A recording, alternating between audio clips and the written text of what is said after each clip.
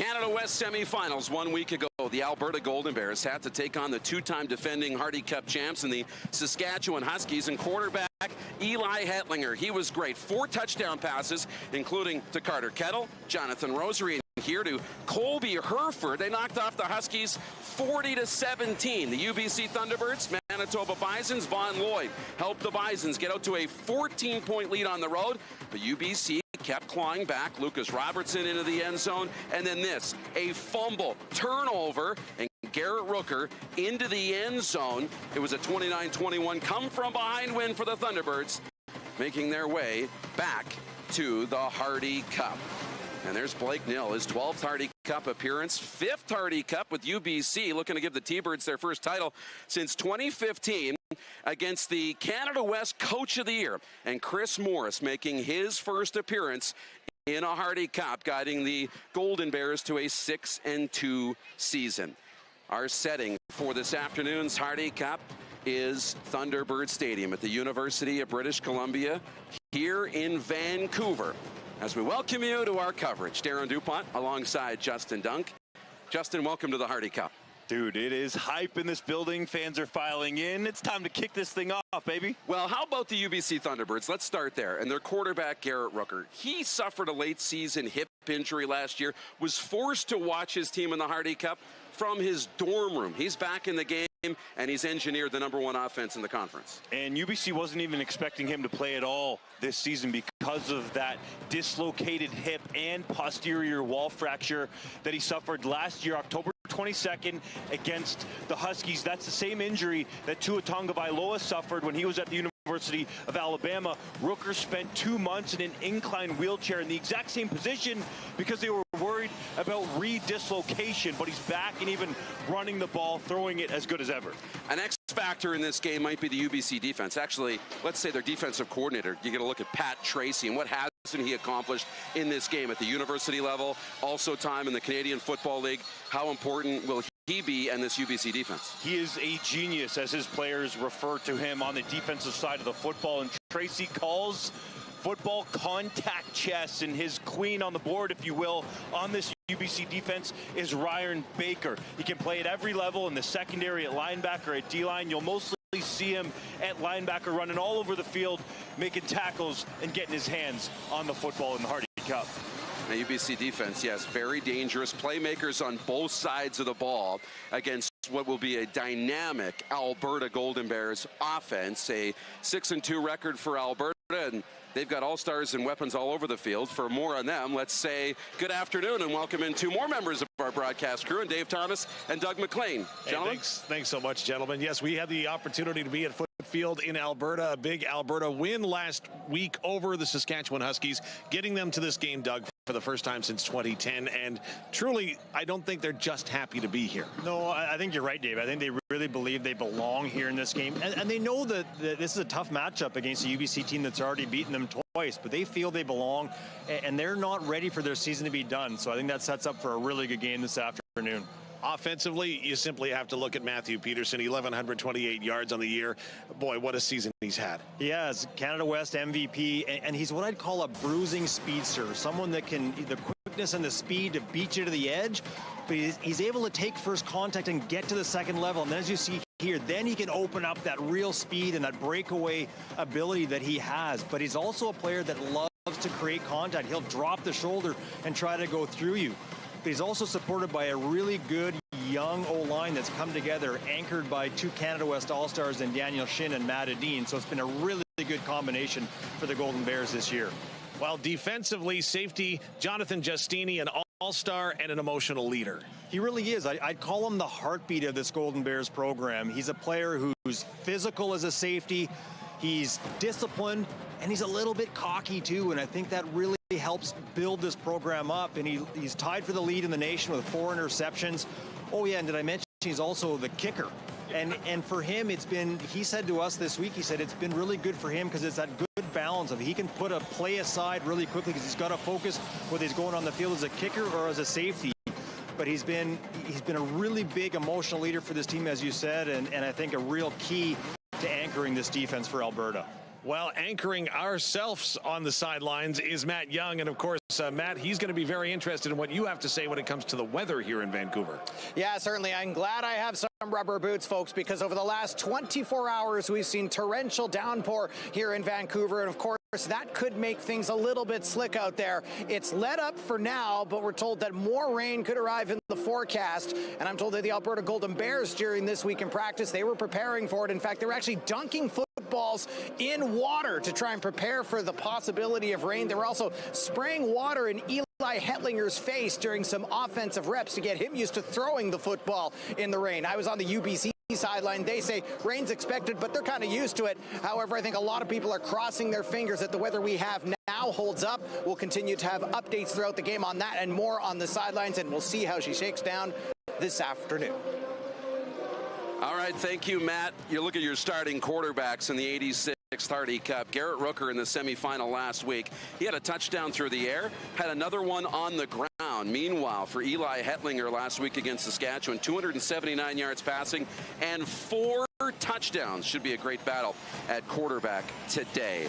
It's the third meeting of the season between the Golden Bears and the Thunderbirds, the first Hardy Cup meeting since 1987, and it's next.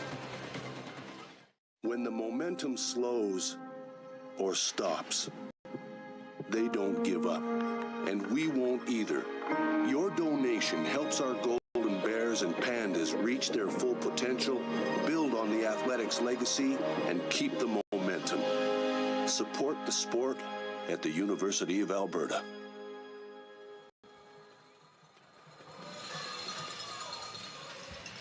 Welcome to Thunderbirds Stadium in the 86th Hardy Cup. It's 11 degrees, great weather right now. The rain is holding off. As Matt Young mentioned, there was a lot of rain over the last 24 hours. It was expected to continue today.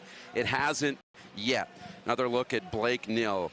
Those 12 Hardy Cup appearances, 5 at UBC. He's lost his last 3. Last year to Saskatchewan, and then a 3-point loss and a 1-point loss to Calgary, Justin. He really wants to win this one. He does. You can tell that he wants to get it. He had an impassioned speech to his team on Thursday night, their last official practice of the week, really pumping them up. You can sense how bad he wants it. He was going around practice, dapping up and encouraging his defense for practice reps. That's how much he knows into it. Chris Morris on the other side, making his debut in the Hardy Cup, Doug. He guided the Golden Bears from 5th in the coaches poll to a tie for first place, finishing in 2nd after the 2 losses in the regular season to the Thunderbirds. Well, like we said in the opening, I think they believe that they belong here, and they believe even last year without some injuries, they might have been here as well. So it's a team that feels they're ready for the moment and ready to try to flip around what's happened at those 2 games earlier this season between UBC and the Golden Bears. We will have a new champion in the Hardy Cup. The Thunderbirds and Golden Bears meeting for the first time since 1987. As you get a look at the crowd, they continue to come in. Great support from Alberta, great support here from BC. The Alberta Golden Bears won the coin toss. They elected to receive the football. So UBC will get the choice in the second half. They look at Charlie Deland back in the lineup. This Golden Bears team back to receive the kick, and the 86th Hardy Cup is underway. Yeah, that's just like a touchdown. It'll bounce out of bounds just inside the 20-yard line.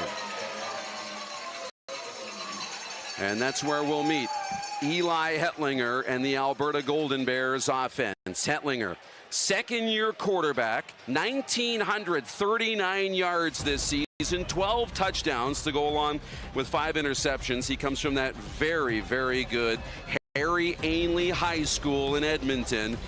And last week, the 4 touchdown passes against the Huskies to punch their ticket into the Hardy Cup.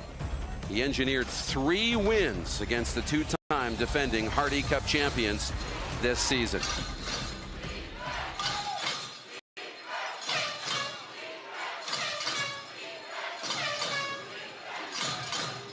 After the kickoff out of bounds, they start from the 40.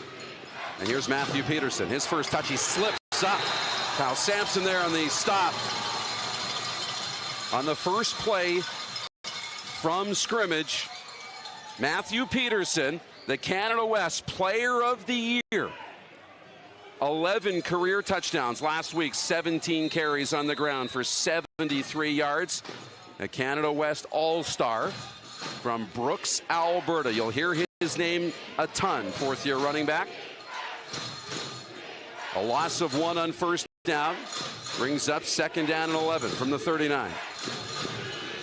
Swing pass out to Peterson in space. Gets a block, and he'll be brought down short. And it'll be a punting situation at 2-0. Yeah, and I think that there's a good example of what the Bears will try to do. They'll try to get Peterson out in space like that, but what they have to avoid is they cannot get into second and long against this really aggressive UBC defense. It hurt them earlier in the year. They're going to have positive yardage on first downs to put themselves in a good spot here today against UBC. So Jonathan Giustini to punt, the fourth-year kicker and safety from Calgary. At a 35.6-yard punt average during the season. The dangerous Ches, Redner, Brookman back. Takes it at the 20. It's one-man miss and brought down promptly. Garrett Rooker is the quarterback for the UBC Thunderbirds from League City, Texas, a suburb just outside of Houston, third-year quarterback, and a Canada West All-Star, 2,266 yards and a sparkling 70.2 completion percentage.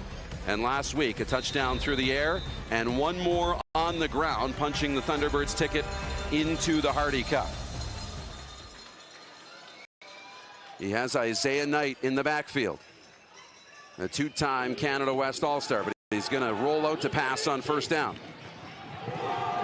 Over the middle, and that pass intended for Redner Brookman is broken up by Mac Bannatyne. There's a flag on the play. We'll get our first call. It's going to go against the Golden Bears. Get another look at it here. Illegal contact on an eligible receiver. Alberta, number 16. That's a 10-yard penalty. Results in a first down.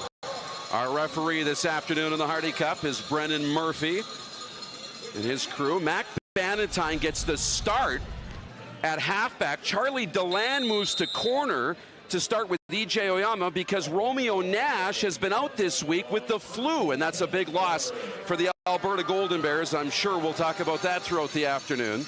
But right now, second down and 10.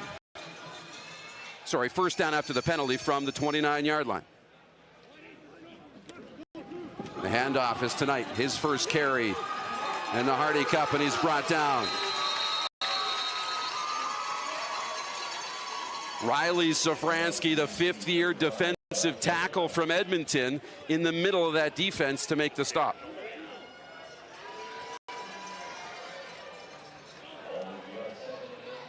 Brings up second down and 9. Shamar McBean made just one catch in last year's Hardy Cup, but last week 5 for 72.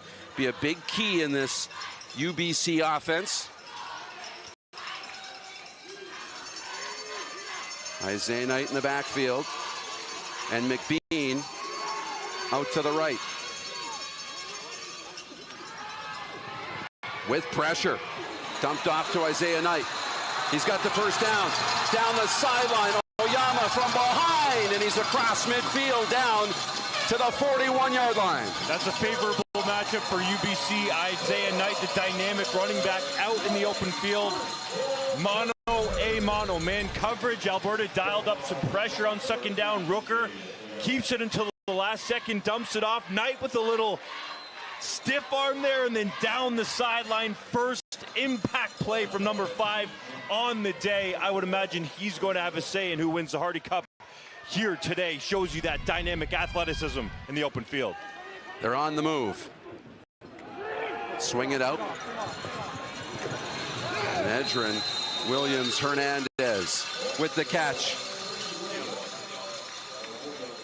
He gets the start after being the team's leading receiver in last year's Hardy Cup with 6 receptions for 68 yards. He's been dealing with an ankle injury all season. I saw him limping around at practice the couple times I went this week, but You know, they have things to take the pain away on game day. He's frozen up there, and that's why he's running without a limp today.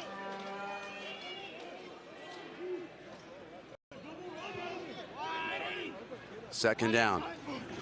Rooker back to pass. Pulls it down. Safranski from behind. Reese Flunder coming in to finish that off. And he will be very close to a first down. Looks to be about a yard short. So a third down upcoming. And the short yardage team making their way in with quarterback Derek Angle, who was the starting quarterback in last year's Hardy Cup. Rooker knew where the first down stick was. That dive allows them the opportunity to go for it on 3rd and 1.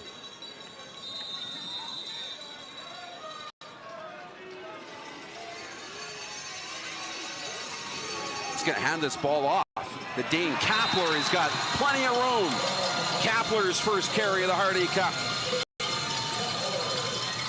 Kapler with a little signal there, wants to do the trash talking with the pads.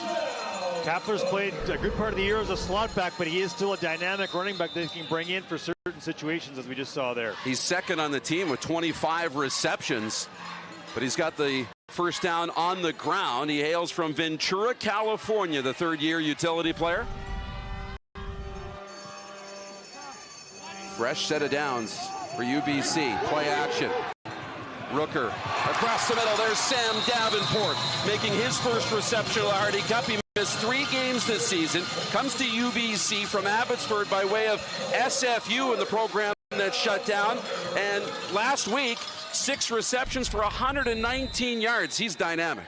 He has had a huge impact last week, and you can see the rapport and trust Rooker has in Davenport there. That is a staple route in this offense. Rooker rolling out to the short side of the field, and Davenport dragging late backside a little bit. Very comfortable throw for Rooker. They're inside the red zone. This out to Davenport. He's got all day to the 10-yard line. And Oyama will wrestle him out of bounds inside the 5. The Thunderbirds are knocking on the door.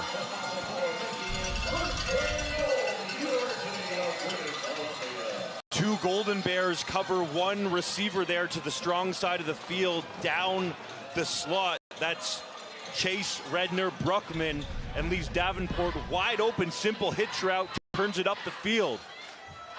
Garrett Rooker's 3 for 3 on the opening possession for the Thunderbirds. But here's Derek Angle into the game. Angle is going to roll out to the right. He's going to tuck it. Can he find the end zone? Touchdown!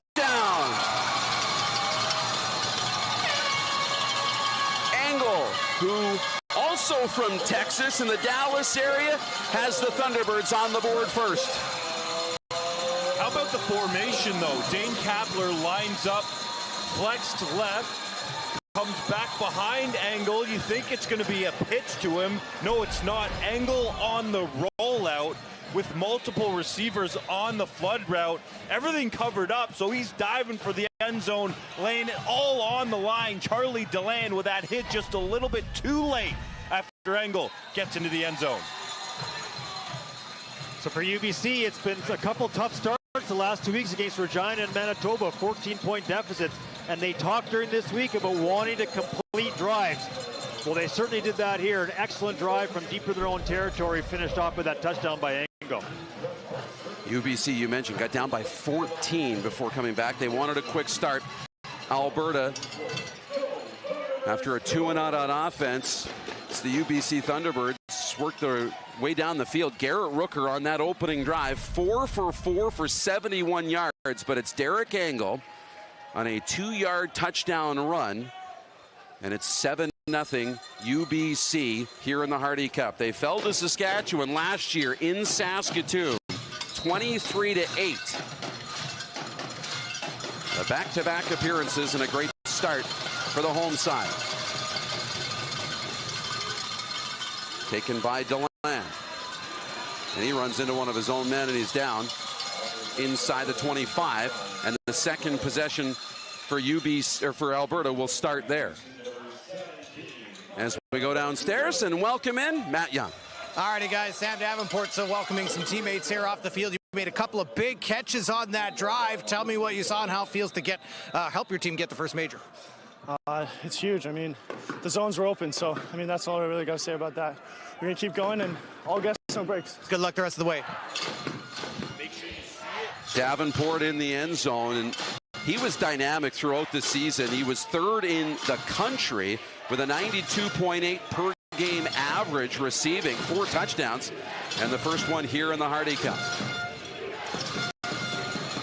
Hetlinger to pass for Carter Kettle, and that's going to be in and out of his hands. The first pass attempt from Eli Hetlinger. Carter Kettle, second-year slot back from Grovedale, Alberta, was great. Led the team with 497 yards on 29 receptions, 4 total touchdowns, and last week against Saskatchewan had 6 catches for 136 yards and a touchdown. Couldn't come up with that one, so it's 2nd down and 10 right away. Hetlinger forced to pass again. He'll swing this out, and that pass is caught right near the stick by Chevy Thomas, the third-year wideout from Calgary in the Notre Dame High School. It will bring up 3rd down. And Chevy Thomas may be the forgotten man in this receiving core. You talk a lot about Colby Herford, you talk a lot about Carter Kettle, and of course Matthew Peterson, even as a receiver out of the backfield, not to mention Jonathan Rosie. But Chevy Thomas, Coach Morris said he might have the best hands on the team, so Eli Hetlinger, a lot of confidence in his 3rd-year receiver. There's a discussion here. Our referee once again is Brennan Murphy. And now they'll move the down marker. So 3rd and short.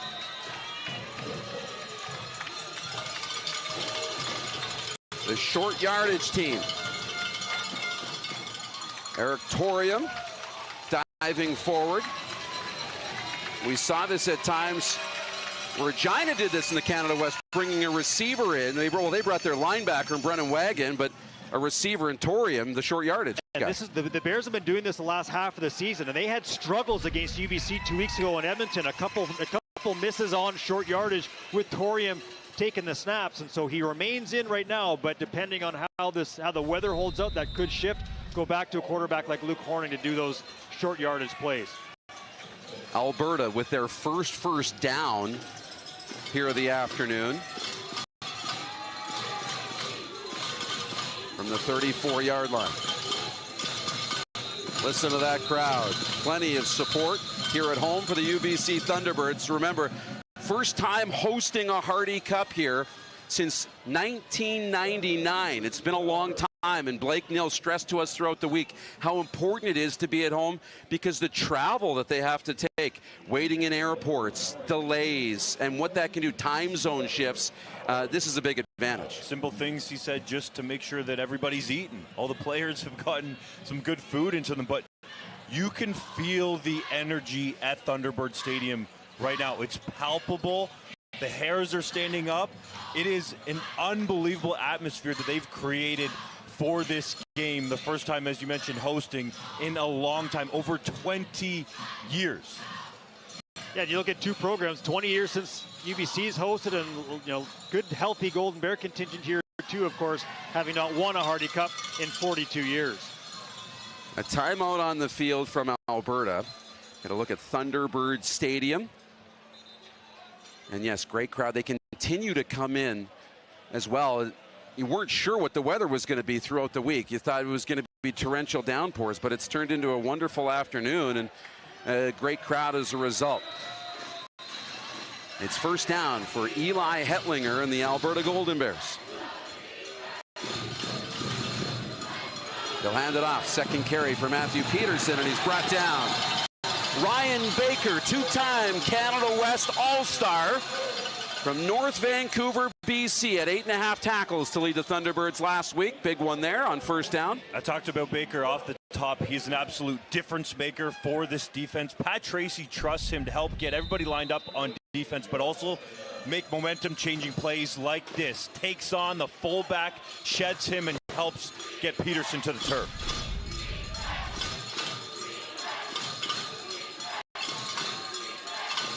Listen to that crowd. Second down. Play action. He's got time. He'll swing that out, and it's incomplete.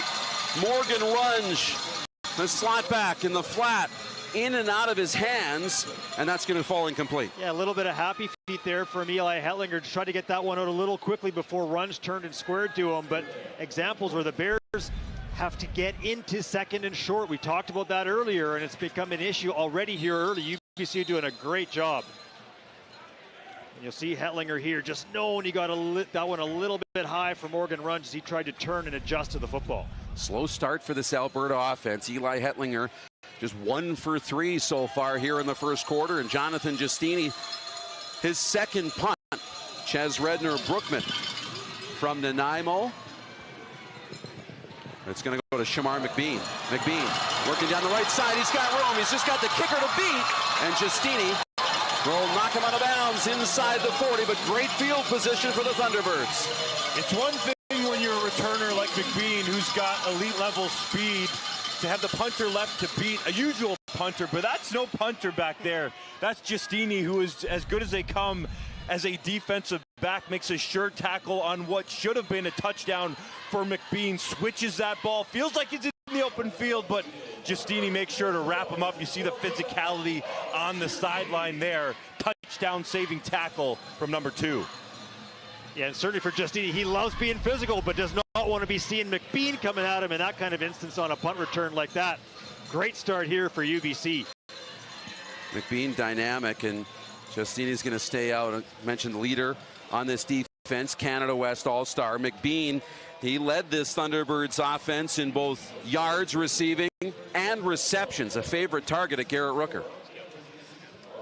Definitely a guy that has the ability to be quick strike and get over the top in a blink. You saw a little idea of it there, but really, if you go back to that homecoming meeting, Alberta against UBC, McBean got vertical a couple times and changed the complexion of that game very quickly. Now, everything has gone UBC's way, perfectly scripted, if you could, as a coaching staff and even the players as well to start. And I would imagine, knowing Stephen Sabone, the offensive coordinator, and Blake Neal, the head coach, they're going to keep the foot on the gas pedal here. I would expect Rooker to keep slinging the ball around. 666 yards of offense in that game for UBC against Alberta. So to your point, Justin, they were able to get vertical, but ran the ball extremely well that day as well with Isaiah Knight. Number 1 offense in the country, in the conference. First in points, yards, and passing. Third in the conference in rushing. Very dynamic. And Isaiah Knight's in the backfield. Play action. Rooker, he's got time. Over the middle. Jason Soriano has the reception, and he's down inside the 20-yard line. Soriano, so dynamic, and was big in the Hardy Cup last year. Switched. He's a two-way player for this UBC football team. I really like that there. A flood route to the middle of the field. Soriano, the intermediate throw. Rooker with an absolute dart. Soriano has elite speed. He called him maybe the Thunderbirds' best recruit, former Saskatchewan Huskies quarterback and Heck Creighton nominee. He's been a great addition to this coaching staff because of his knowledge, and Rooker and Engel really respect him because they were just playing against him last year, and they know that he was a high-caliber quarterback. I saw them at practice on Thursday night having their usual weekly competition. Rooker actually took the loss. They were just trying to hit a target, but Nice was going crazy. So much energy, but he also has that respect. I think he's going to be a great coach in the future. Coach Snell said, too, it's like he's been a Thunderbird all his life. Maybe people back in Saskatoon might not want to hear that, but that was his comment this week as well. Hey, he's not done playing. He's going to coach Canada at the upcoming World Flag Football Championship. Not coach him, play. He's going to play for Canada. Thanks, buddy. In Finland. And in the back of his mind, there's a thought of the Olympic Games. But today, the Hardy Cup, and he was quarterbacking the Huskies to a Hardy Cup victory 1 year ago. Plenty of experience there. Rooker, tonight, he'll spin off one tackle, and then he's stopped right in the middle. Josh Lenz, the fourth-year defensive end and former Edmonton Huskies standout with the stop.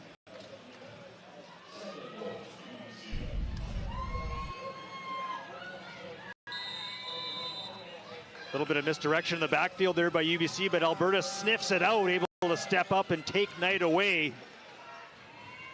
As you can see, McBean comes across the formation before the give to Knight. Second down, empty backfield now. Looking out to the flat for Knight. He's got him. Closing was Bannatyne. And they'll be held short. So Matt Bannatyne, the third-year defensive back, had an interception in the semifinal win over Saskatchewan last week. Brings down Isaiah Knight short, and it's third down. A very simple concept to the field there. Double slants with a flat route from Knight underneath. And it looked like you can see there Davenport running free in the end zone. Hard to wait when you got a blitzer coming right in your face, though. Rooker had to get it out quick. They'll keep the offense out on third down. UBC 91% in the red zone, 74% scoring touchdowns inside the 20, and they want to put 7 on the board here. You know, Blake Neal talked about it, and it's very cliche in these big football games that there's going to be a handful of plays that decide the outcome of a game, especially in a championship one. This feels like one of those plays right here, right now. Third and goal, up 7. Crowd is with you, but Alberta has a chance to silence everybody. 2 yards away from the end zone. In the pistol, Isaiah Knight. In the backfield. To throw. Swung out to Davenport. He's short. It's a turnover on downs. E.J. Oyama with the stop, the fourth-year cornerback from Fort Saskatchewan, Alberta. And to your point, Justin, maybe there's the play for Alberta to sparkle them a little bit here, but E.J. Oyama comes up and just outside the goal line sniffs this one out. Again, motion in the backfield for UBC, dumps it out. But Davenport can never turn and square himself to the goal line as Oyama's right in his face. Quickly brings him down. Full credit to Oyama for traveling with Davenport across the entire formation and making a sure tackle. That is not easy to do from a defensive back, but he did it to perfection right there. That's teach tape. Quarterback's going to keep it, and it'll be thrown out. They're going to keep the ball live. Baker's on it, and they're going to call it a touchdown. Ryan Baker on the football, and the Thunderbirds D come up with a big play.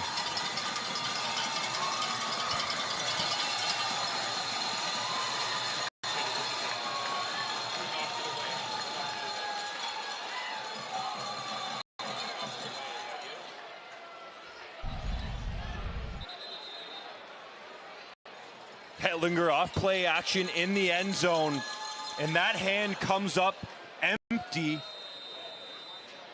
Obvious signal of a fumble. Chase Henning there with the pressure, and Baker turns into a touchdown maker in the Hardy Cup.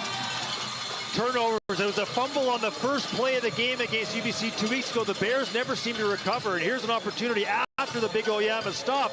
And Hetlinger just cannot get outside of Henning. He does a great job staying right with them. It's very hard in these situations, though, as a quarterback. You know you want to try and make a play. He's trying to get outside of Henning there, but at some point you have to recognize that you're not going to outflank the defender and throw the ball away to live another play. That's a young quarterback in a big game, making a major mistake, but full credit to Henning, coming downhill, keeping leverage, knocking the ball away for his buddy Baker to pick up. Looked like he was trying to get it out to Morgan Runge in the flat. Yep, but again, to Justin's point, just never was able to square his hips. And again, you got to recognize that earlier, get that ball out. And a heck of a play by Ryan Baker to identify it in the quick burst to land on that football and give UBC a 14-point edge. Baker, a former quarterback, so he knows how to handle the football. Smart player, all-Canadian, and a two-time Canada West All-Star. Opea Shinabi will take it inside the Alberta 5. Works his way forward and brought down to Jaden. Inside 3 minutes to go, and it's been a dream start for the UBC Thunderbirds at home. It absolutely has been, and I was privy to what Blake Neal said to his team on Thursday night, an impassioned speech, and he started it by saying, why does it have to be close? Just because it's a trophy game. This game does not have to be close. It's very clear that passion from his speech, has trickled down to UBC for this ideal start. Hetlinger hands this football off. Jonathan Rosary's first touch of the football game. The fifth-year slot back and running back is a 2022 Canada West All-Star. And a big part of this Alberta Golden Bears offense from Harry Ainley High School, 11 career touchdowns. He was the team leader with 32 receptions this season. Last week had a big 69-yard touchdown catch, 4 for 89 as this goes outside on first down. And you'll see the Golden Bears at times when they need a little bit of a spark, they will go to Rosary in the backfield. 612 yards, third in Canada West back in 2018 before he was converted to become a slot back. But they will do that. They'll mix him in just to give them a little bit of spark into the backfield because of the nature of runner. He is a little different than Matthew Peterson.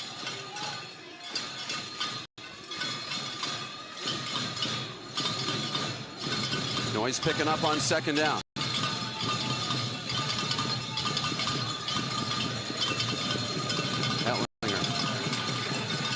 Looks to the right, nothing there. He's going to tuck it and run. He's got speed up across the 40. He brought down to the 45-yard line. And a first down, Alberta.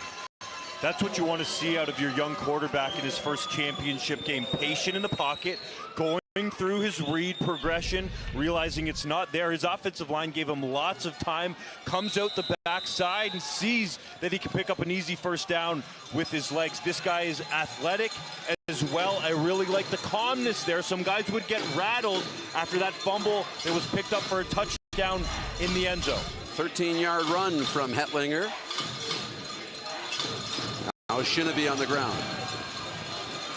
Tiptoes into the middle. Brought down after a gain of 6 yards from Ope Shinnaby. Game earlier in the season against Manitoba when Matthew Peterson went down with injury in the second quarter. Shinnaby came in, put up 192 yards on the ground. So it is a lot about what this offensive line can do, but he's a bit of a different style running back, a bit more of an upright runner who can also run through you.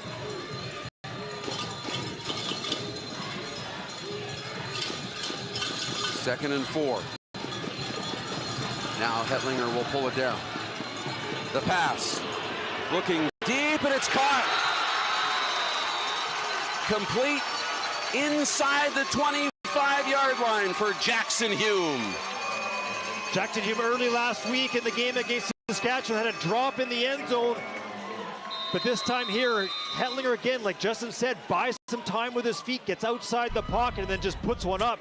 Hume, the ball a little bit underthrown, which helps him out. He's able to come back to it.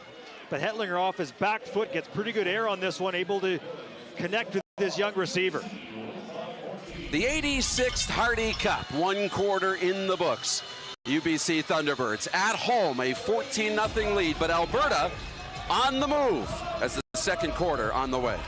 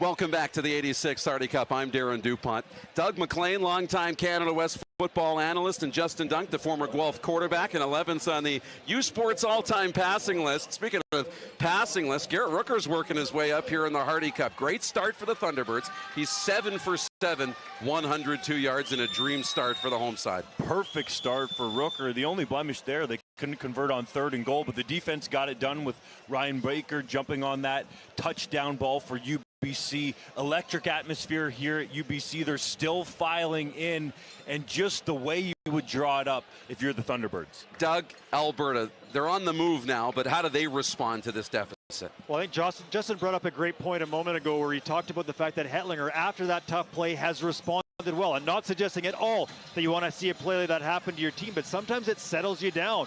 And you can see that right now with Alberta. A little more settled in their offense, mixing different players in. We've seen Rosary, Peterson, Jackson, Hume on that last one. So we'll see if they can respond with a score here as they try to get back in this ballgame. As we start the second quarter, first down from the 25-yard line.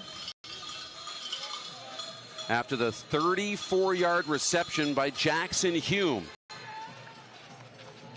Eli Hetlinger, 2 for 4 in that first quarter for 43 yards.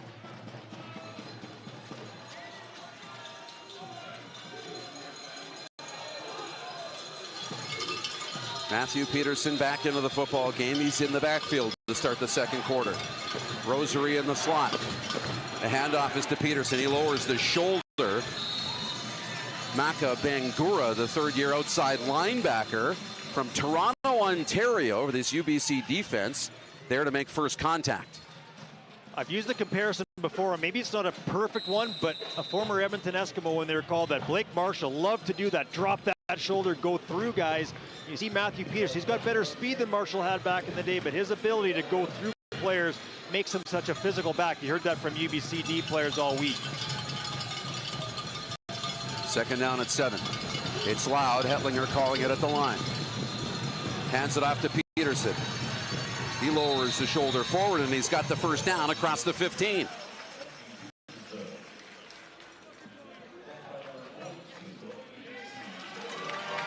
So Alberta into the red zone. And look at it here. Matthew Peterson just goes right in behind that staunch O-line. And again, that ability for him to deal with first contact, keep those feet pumping, is what led him to be the second leading rusher in Canada, in the country, I should say, this season. Carter Kettle comes out. Colby Herford and Jonathan Rosary are out to the left. Looking right. Floating it up into the end zone for Thomas, and out of the reach of Chevy Thomas. Canada West All-Star Jarrell Cummings, the fourth-year corner, was step for step in coverage.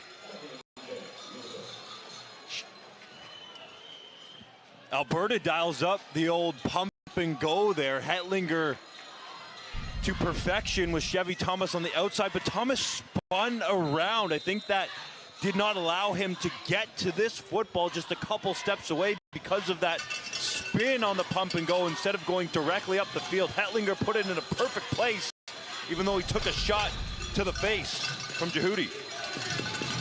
UBC just bringing 4 to Herford. Out wide into the end zone. Jump ball in and out of his hands. He had a chance to bring that down. Caden Cook was there in coverage, and it's incomplete. Third down. Hetlinger just puts the ball to the back of the end zone, just allows his receiver to get up and make a play. Colby Herford, dealing with contact himself, has it go slip right through his hands. As you can see here, just able to create a little bit of separation from Caden Cook, but could not haul it in, and Alberta will have to settle for a Jonathan Giustini field goal attempt. Herford needs to plant a foot in the ground there, go up with 2 hands and snatch it. That was his ball for the taking. It's obviously a contested situation, but Caden Cook, the defensive back number 10 on the play, didn't track it very well. Herford's going to want that one back. So Jonathan Giustini, they're having a conversation here. Chevy Thomas is, as there's a shaken up Thunderbird just getting some tape. Jonathan Giustini. He broke Hugh O'Neill's 2007 record, making 22 field goals this season, and he passed O'Neill and Steve Kozowski to become the all-time points leader at the University of Alberta. 58 career field goals. He was 3 for 3 last week against Saskatchewan. 22 of 31 on the year, a long of 49 yards this season. Leg strength has never been the issue for Giustini, but he's improved his accuracy over the course of this season to become a really effective kicker for Chris Morris. This one from 21 yards. Kick is up and it's good. So Jonathan Giustini puts 3 points on the board in a drive that they would have loved to finish with 7, but they're on the board nonetheless.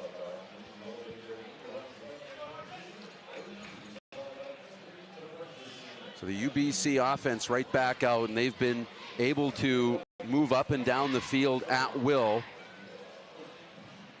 Garrett Rooker, the leading passer in the conference, getting his first crack at the Hardy Cup. He talked about how difficult it was to be stuck at home watching his team in Saskatoon last year, losing in this game. He's got his team up by 11. On the ground, up across the 40. And Knight with a good gain. His 3rd carry of the ball game. Blake Nill was on the sideline after practice on Thursday when I was there, and Knight was as well. And he said, you know, I was talking to Kyle Walters, the general manager for the Winnipeg Blue Bombers, and Walters feels like Knight runs very similar to an old school number 5, Eric Lapointe, who was an outstanding Heck Crichton Trophy running back for Mount Allison University. And it was Nill's way of encouraging Knight to stay as north-south as a runner as he can. Second down, it's back to Knight on the right side. Nowhere to go to be short of the first down. Brought down on that defense by the Canada West All-Star and Quedwo Bowen, a 6'2", 290-pound defensive lineman out of Calgary.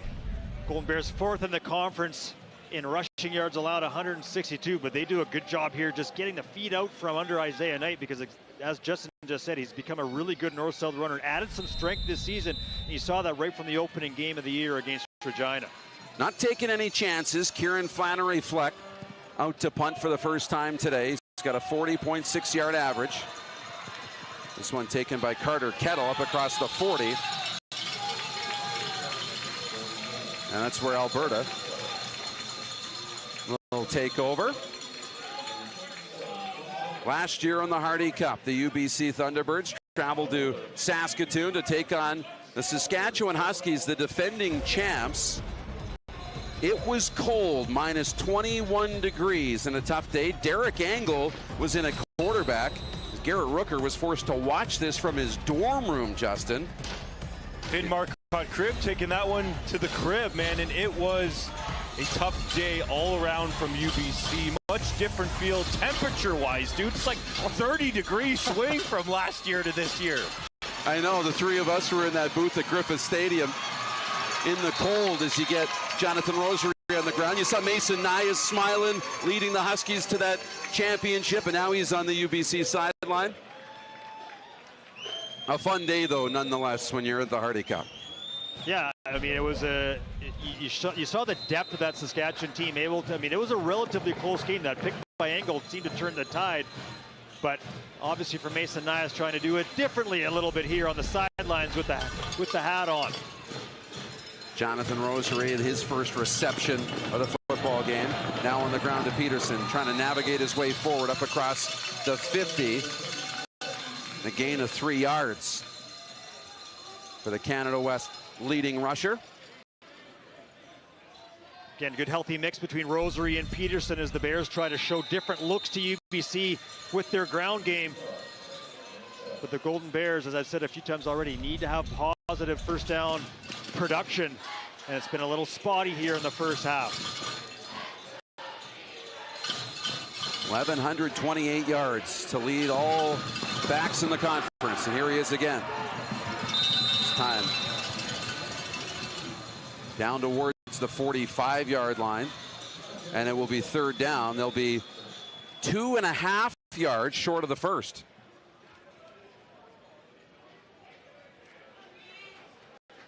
Jonathan Rosary in his 5th season, Winnipeg Blue Bomber draft pick. Chris Morris talked about his progression over the course of time, both in the classroom and on the field, and just how important he's become as a leader for this Golden Bears roster. Offense is staying out. 3rd and 3 in UBC territory. Play action. Hetlinger. He'll sling it out. Dakota McKay's got it inside the 30 and down to the 20-yard line. So the Alberta Golden Bears convert on 3rd down. Chris Morris talked about that this week. He said, look, we know we've got some key receivers in Hereford, Kettle, and Rosary, but we've got lots of other guys, the Dakota McKays, who can step in and produce. Dakota McKay on the season, just 12 catches, 125 yards, but a big one. And 3 touchdown catches as Rosary has his 2nd catch of the drive. A flag on the play as UBC, or as Alberta, trying to play with some tempo here on this possession. We'll sort out the flag. Get a look at Brennan Murphy, our referee this afternoon.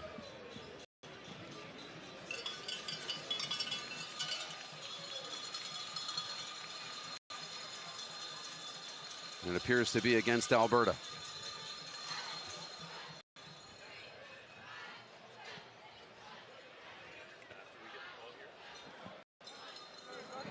Blocking below the waist, Alberta number 70. That's a 10-yard penalty. Repeat 1st down. Even though they're going backwards here, the reason that they have 1st down is because of this ballsy 3rd down call from Chris Morris. 3rd and almost 3. Hetlinger patient in the pocket, doesn't get too jittery, doesn't leave early. That allows his receiver to break free on the crossing route, and McKay for the 1st down. First and 20 after the penalty.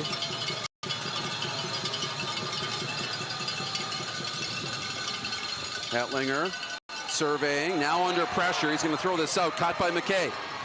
And Bangura will bring him down to the 25, and another flag comes out.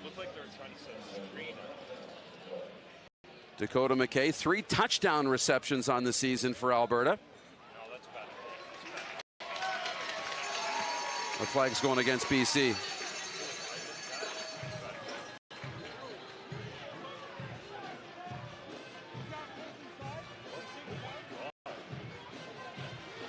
There you see a little of that fiery Chris Morris. Not sure what that conversation was about, because this penalty's going in favor of Alberta. On an eligible receiver, UBC number 17. 10-yard penalty. Remains 1st down. Maka Bangura, the 3rd-year outside linebacker from Toronto. Here's a look at it, Doug. And you saw it right early in that clip. It was just that little grab that ends up being the flag that comes out. 1st down from the 20. They'll hand it off. Oshinabe. And he'll work forward. He's got 9 yards. Well, he might have the 1st down. He's up across the 10-yard line. Ope Oshinabe, a 3rd-year back from Calgary. And we've already seen maybe a bit of an adjustment in terms of the deployment of the running backs. Obviously, Peterson, a big focus, but you're seeing a steady diet of Oshinabe and Rosary as well. Provides you different looks, different types of players. You get a look here from the end zone, just that upright running style of Oshinabe. You know, I get you want to keep your guys healthy, but this is a trophy game. Matthew Peterson needs to be on the field as much as humanly possible. Get him an oxygen tank on the sideline if you need to. Now, swung out. A little Phillies special to the quarterback, brought down by Jarrell Cummings. We knew the tricks would come out in a championship game, Doug, and that's the first one from Alberta. 2 weeks ago in Edmonton, it was tricks on special teams. Here it's now tricks on the offense. Carter Kettle, a little bit slow getting that ball back to Hetlinger. Takes a big pop at the end of this play. Sees Hetlinger just ducks in underneath, and then Kettle as well took a big shot. Ball hung up there for way too long. That's what happens when you have a receiver try to throw the football. Goal to go, 2nd down. Hetlinger rolling out to the end zone. He's got a man, and McKay open!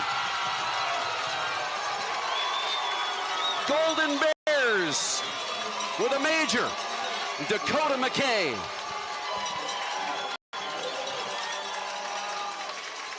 We've talked about the big-time playmakers in this offense a whole bunch today. Peterson, Rosary, Kettle, Herford, but it's McKay who gets up for an athletic catch, shows off the bunnies, the hops in the end zone, mossing them, if you will. Great catch. That's what Herford should have done the last time the Bears were in the red zone. You got to go up and pick it out of the air. And a really nice throw by Hetlinger goes deep to the back of the end zone, allows his receiver the opportunity to get there and make a play on the football. So Alberta, after the fumble, has responded to try to get themselves back in this football game. 4th touchdown of the season for Dakota McKay. Hetlinger rolls out and finds his target with the linebacker Bangura in coverage. Hetlinger rolled to his right. McKay's dancing. I like it after he catches that corner ball. It looked like Chevy Thomas's route, though, was a little too close to where McKay was. What's McKay got going there? Little 1-2, little salsa? He's got the fluid hips, baby. That's what you want to see on the football field. I'm just impressed that you can define exactly what type of dance he's doing. That's my favorite part of this whole thing. Well, 1-2 step, right? There we go. 1-2 step. 1-2 step. All right, I don't know if he's dancing on the sideline, but let's check in with Matt Young. Well, I'm not dancing, but this man certainly was. Dakota McKay, you saw A.J. Gath right after that touchdown. What did he say to you? We have a little thing going. Every time I score a touchdown, I got to go talk to him because I don't know why, but he loves when I get one. So That's fantastic. You had to leap up to get that ball. Did you know you had that kind of vertical? No. To be honest, no. But it's just a really good throw and a really good spot, and I got to make a play on those. So I feel a few raindrops. Do you care for rain? I mean, it's not the best for a receiver, but we'll play in any condition. There you go. Good luck the rest of the way. Thank you. Matt, you stop that right now. Yes, I told him before the game, stop this rain talk, okay? Enough of that. We knew it may show up at some point in this football game. Justin, you talked about Matthew Peterson needing to carry the rock. There have been 5 different Golden Bears that have rushing stats in the first half here.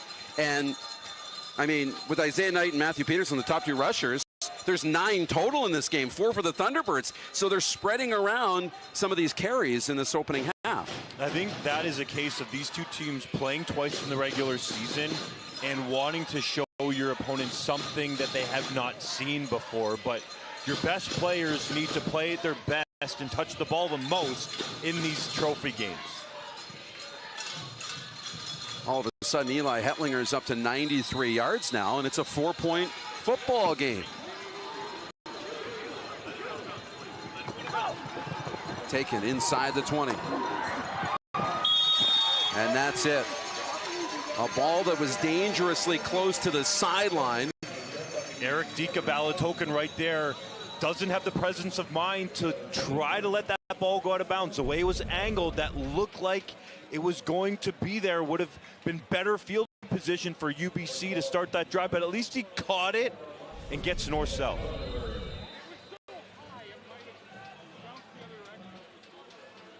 Now look at Garrett Rooker.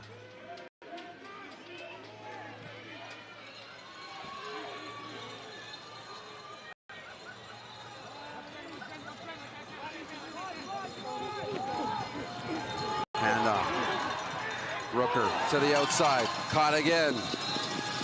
And there's Sam Davenport with the big catch. You can see Alberta really playing heavy run on first down. Rooker there easily gets the edge on the RPO run pass option, sticks it in the belly of Knight, rolls to his right, which is so comfortable for a right-handed quarterback like Rooker, flicks it out to Davenport for an easy first down.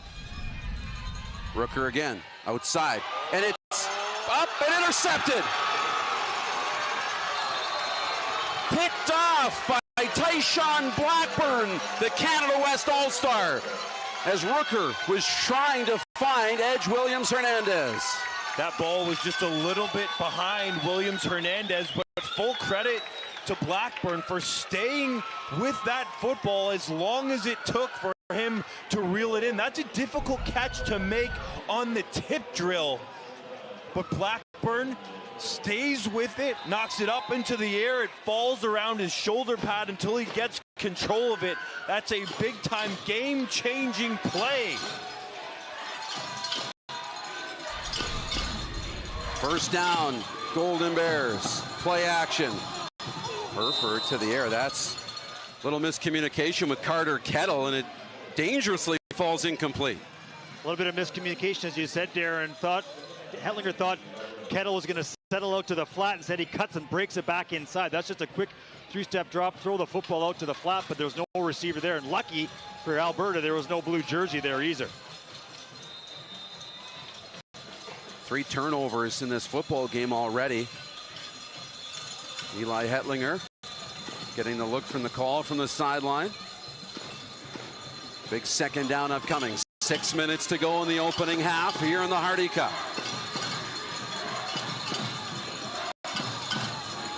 He's got time now, flush from the pocket, under pressure, and it's intercepted! Picked off with room to run. Chase Henning down the sideline, still on his feet inside the 10. An interception right back from the Thunderbirds. But there is a flag back near the 50. Hetlinger had to hold on to that football for so long because they only had one route on the front side of the field. That was Chevy Thomas working a long, developing post corner route. Low hit on the quarterback. UBC number 96. 15-yard penalty. First down. And the interception taken off the board on the hit on the quarterback. Obvious to say Blicknell upset. This is a big-time momentum-changing call in this game. Jehudi goes low, but that's so difficult for defenders now. Even as a former quarterback, it's difficult for any defensive player to hit these quarterbacks now. I didn't think that was egregious, but by the letter of the rule, it probably is a penalty. Yeah, I completely agree with you, Justin. And I didn't play the position like you, but nonetheless, I think it's so difficult. He's just trying to make a play on the quarterback. That's a tough one for Jehudi. And obviously a play, back to what Justin talked about, trying to wait for that slow developing play. Hetlinger has to either just eat that or throw it way out of bounds instead of throwing it up like he did. Bears get away and catch a break with the penalty. At the 21-yard line, Alberta's drive still alive, trying to put together back-to-back touchdowns. They'll hand this one off to Peterson. And he's got a gain of 3 on first down. The best run defense in the conference, 142 yards a game for UBC, doing a good job jamming that box, taking Peterson away. Another look at the low hit on Hetlinger. It just seems so difficult, right? Because Hetlinger also moves too. So your point of attack or your point of contact for a defender changes in a split second. And that takes a entire potential game-changing play off the board. I don't think it was egregious, but the officials need to err on player safety. And if that's the rule, UBC's going to have to live with it. It's left guard Nolan O'Donovan, the injured Golden Bear. Third-year player out of Calgary from Notre Dame. For Eli Hetlinger, Justin, you played this position, you know, when you make an interception like that, but get the get-out-of-jail-free card on the penalty, how quick to be able to turn that around? Oh, you get confident real quick again when you know that there's a penalty on the field and you're just hoping, squeezing your fingers and toes together, that that's against the defense. It's almost like you get a reprieve. You know you made a bad decision to force the ball there. He should have just held on to it because there was no receiver even in the area.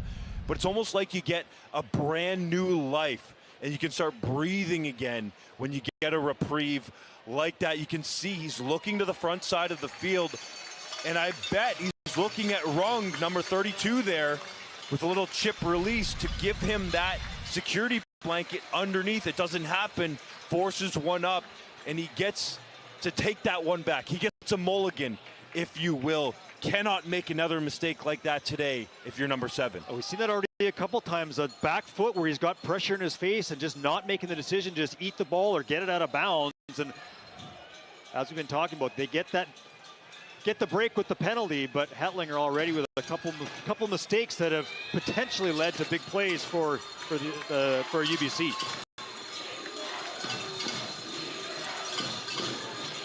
Second down.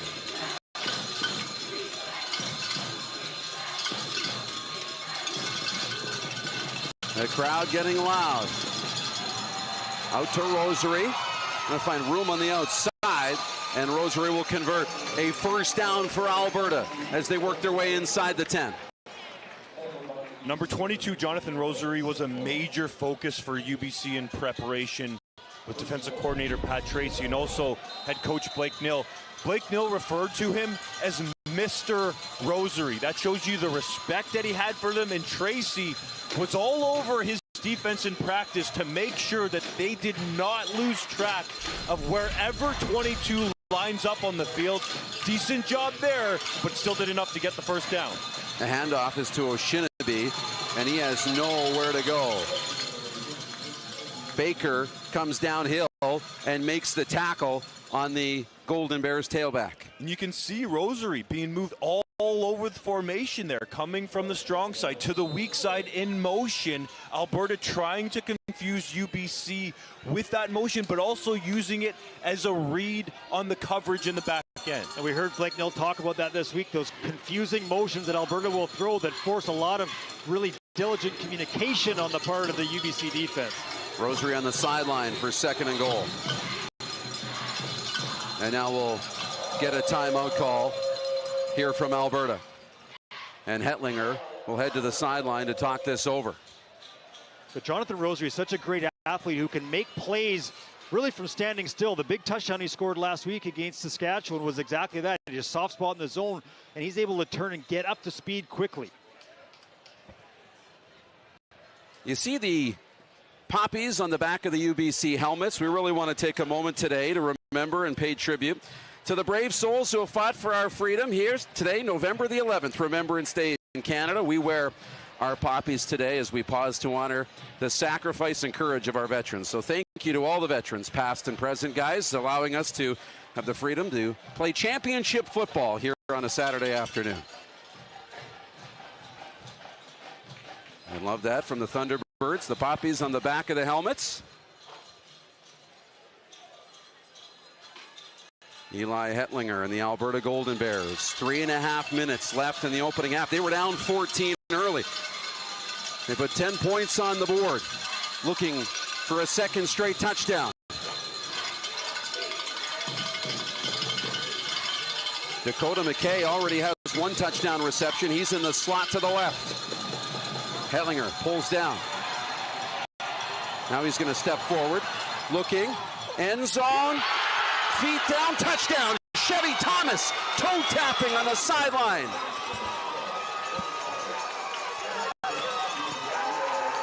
Golden Bears take their first lead of the Hardy Cup. Great footwork by Eli Hetlinger. Steps up into the pocket, sort of pushes it, and then steps back, and able to get outside. Holds on to the ball long enough for Chevy Thomas to open up. Thomas hauls that ball in, keeps the foot down, but here you'll see Hetlinger step up there and then shift to the outside. And Thomas does a good job going up for that football and just getting 1 foot down.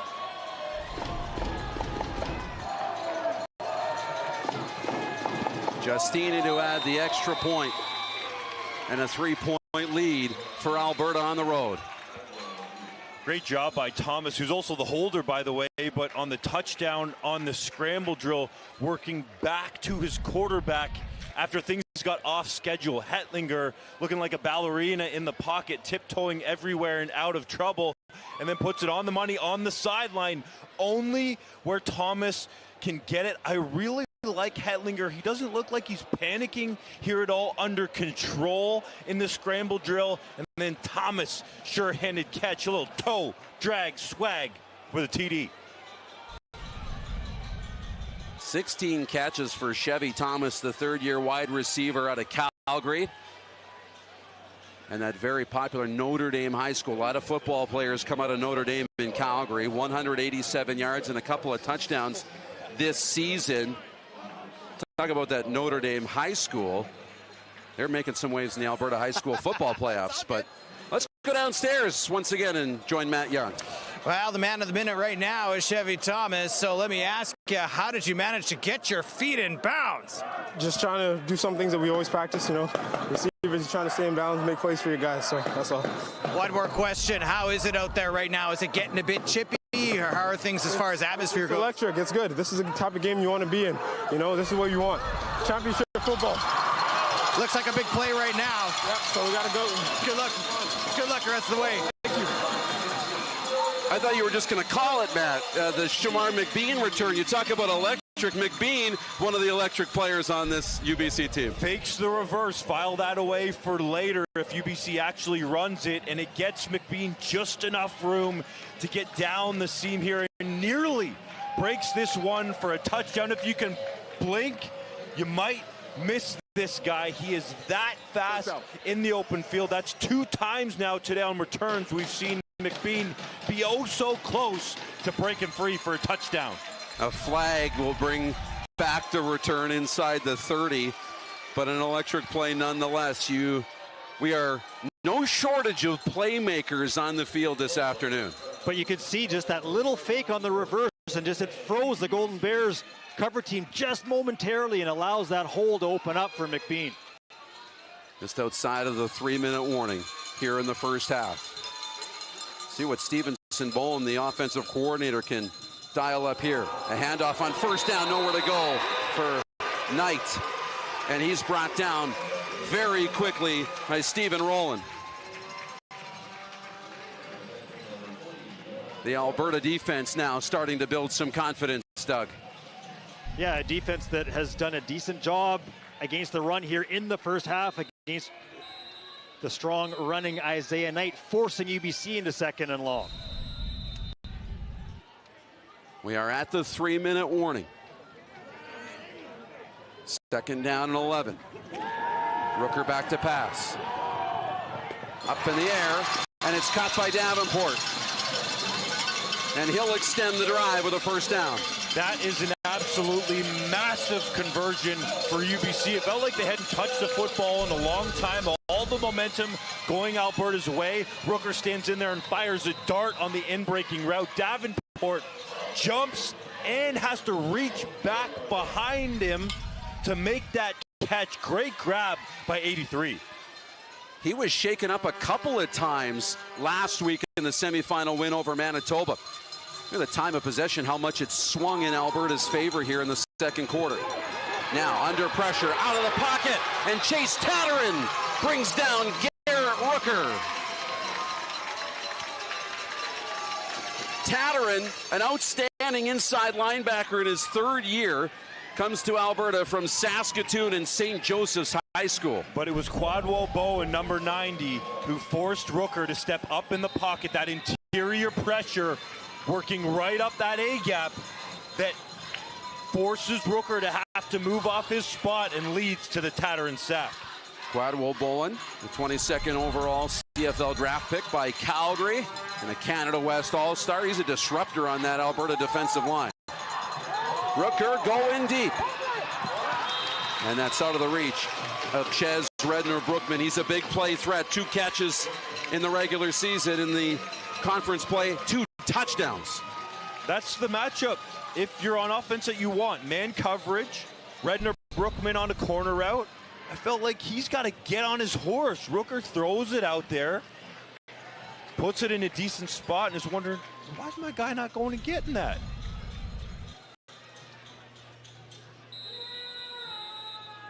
Alberta creates the stop. Kieran Flannery flecked a punt. Carter Kettle will let it bounce. High hop inside the 30.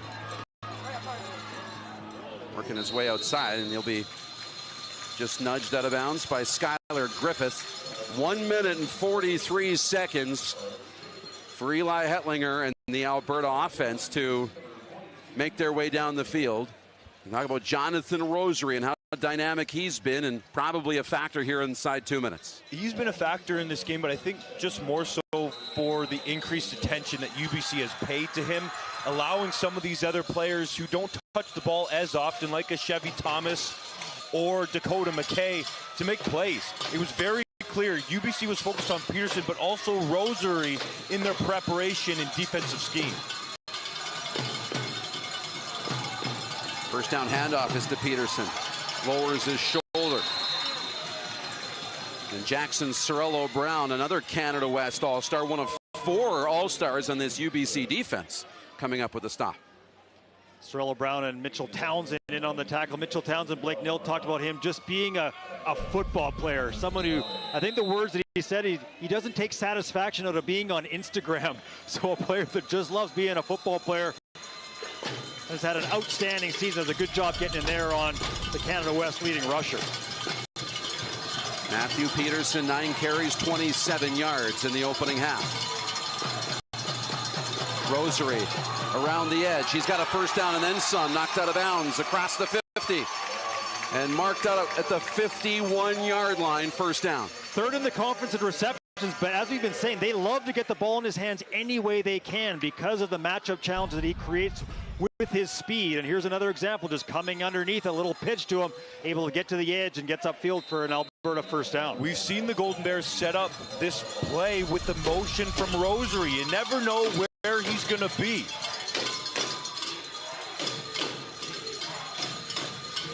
Minute 14 to go in the half. Hetlinger has pressure, swings it out.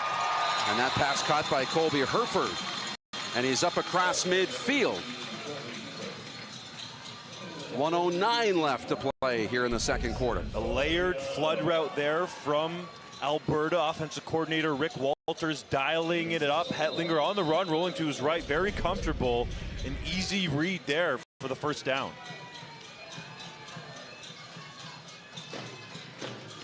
Plenty of time. The clock is rolling. Inside a minute to go in the opening half. They've put 17 straight points on the board, trying to add to it. And it's caught by Rosary. And he'll be really close. We'll see where they mark it.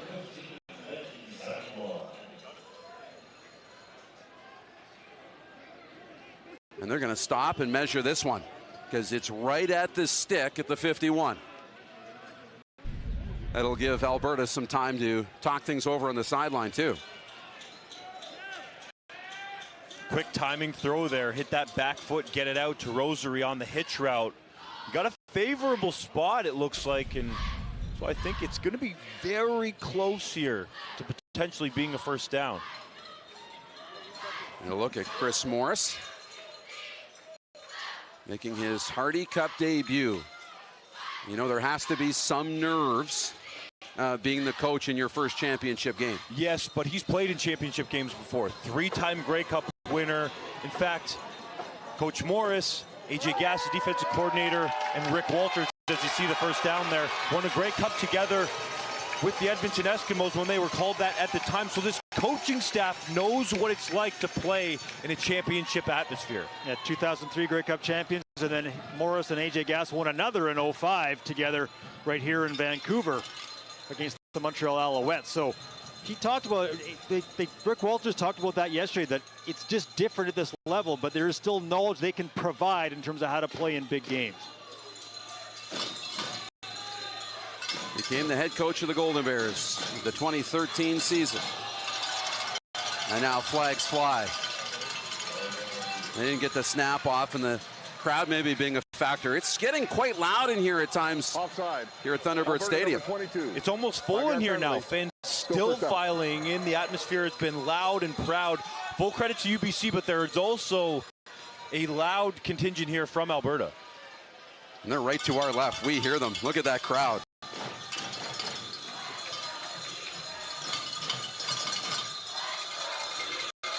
Not the marching band here too. First and 15.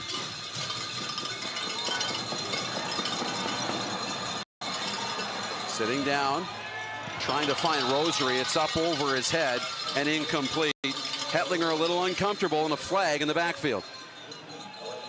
And a good example there too of just how much they want to get the ball into the hands of Rosary. He works on the left side of the formation, upfield and then back to the sideline before Hetlinger finally gets the ball to him.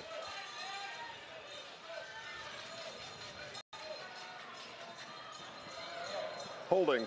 Alberta number 70. 10-yard penalty. Replay first down. That's Cody Newman, the right tackle out of Sherwood Park. That will back up this offense a little more. It's a pretty good healthy grab on Aiden Bertuzzi. Led UBC with 2 sacks this season. Bertuzzi looked like he got a good kick in there at the end. Lucky he didn't get flagged for that. 37 seconds to go before the half. We saw this last year or last week in the semi, Justin, when Manitoba left time on the clock before the half. Now they put it on the ground on first down to Peterson with 33 seconds to go. Manitoba elected to pass last week late in the half, left time on the clock, and UBC was able to put points on the board. UBC does have a timeout here, but they elect not to use it on 2nd and 20. Surprising, because you would imagine decent chances of pass play here, at least force it to see what's going to happen, but this clock is going to get taken way down. Back on the ground once again. You can see Hetlinger frustrated there. They barely got that call in before getting a delay of game penalty. You know, we'll be third down. Now you get the timeout from UBC. And let's remember, not that long ago, you got Shamar McBean as the return man with an opportunity to create some fireworks. So how do you handle this with 10 seconds to play? Ideally, you want an angled punt, potentially even kick it out of bounds to not let McBean touch it. That is the guy that cannot have the football in his hands if you're Alberta. Jason Soriano has also been used as a punt returner this season, 10 returns himself. So they've got some weapons that they can put back there, but it is McBean. Yeah, Shamar McBean and Ches Redner Brookman are back to return the punt. And look at the communication. I'm going to point out, Justin, the fake on the reverse. Jonathan Giustini, a veteran, punting the football for Alberta. 10 seconds to go in the half, and it feels like a big moment. He'll angle this. And there's a flag as Giustini gets hit. And Redner Brookman trying to find the edge. Another flag comes down as he bounces it the other way. It's going to run all the clock down in the half, but we're going to sort out these flags. He finally is brought down. So a flag where Giustini kicked the football, another one at the point of the return. The question on the one on Giustini is whether it's contacting the kicker or roughing the kicker. Of course, contact just moves the ball up, roughing an automatic first down. The Bears likely would still not be in a position to take a Giustini field goal, but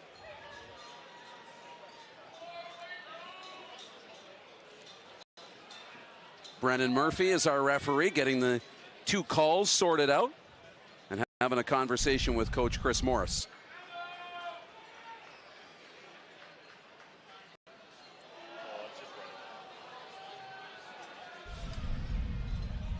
You saw the contact there with Giustini. And how will this get sorted out? Lots of options here for Coach Morris. It looked like to me that was just simply running into the kicker, but we'll see what the actual call is from Brendan Murphy. One option might be Morris asking, if we decline both these penalties, is the half over? Which it would be. Right? And the other one he's going to want to know is, do we get enough penalty yardage to potentially get into field goal range? Precisely. But if you're going to attempt a long field illegal goal, contact, or contacting the kicker rather, UBC, that penalty is declined. Illegal block, that penalty is also declined. It's halftime. And I think part of the reason that penalty was declined, because if you kick a long field goal, guess who's standing back there to catch it if you miss? Shamar McBean. Giustini's long in the season is 49 yards. As we join Dave Thomas for halftime here at the Hardy Cup. Dave? Well, thanks very much, gentlemen. We're going to be getting some questions and answers coming up momentarily, but what an answer back by Alberta. Haven't been in this game for 13 years, and after giving up the first 14 points, Alberta comes roaring back with 17 of their own. And boy, talk about a team that is on a mission to the Golden Bears, as they went ahead and they had to recover from a fumbled touchdown in their own end zone, but they've done that, and now we'll look to build on that in the second half. As we go down once again to field level, where Matt Young is standing by. Matt? All right, here with head coach Blake Neal, UBC Thunderbirds. Your thoughts, I guess, on the first half, some frustrations? A lot of frustrations. Can I ask, you went for it earlier on third down, didn't get it, now down in the opposite team's end zone. Your thoughts on that? Why did you go for it? Well, we're trying to be aggressive to win this football game. You know, we got lucky and we scored on the next play, but you know, we got to be better. We haven't had our offense on the field enough. We got to be stronger moving the ball. Good luck in the second half. Thank you.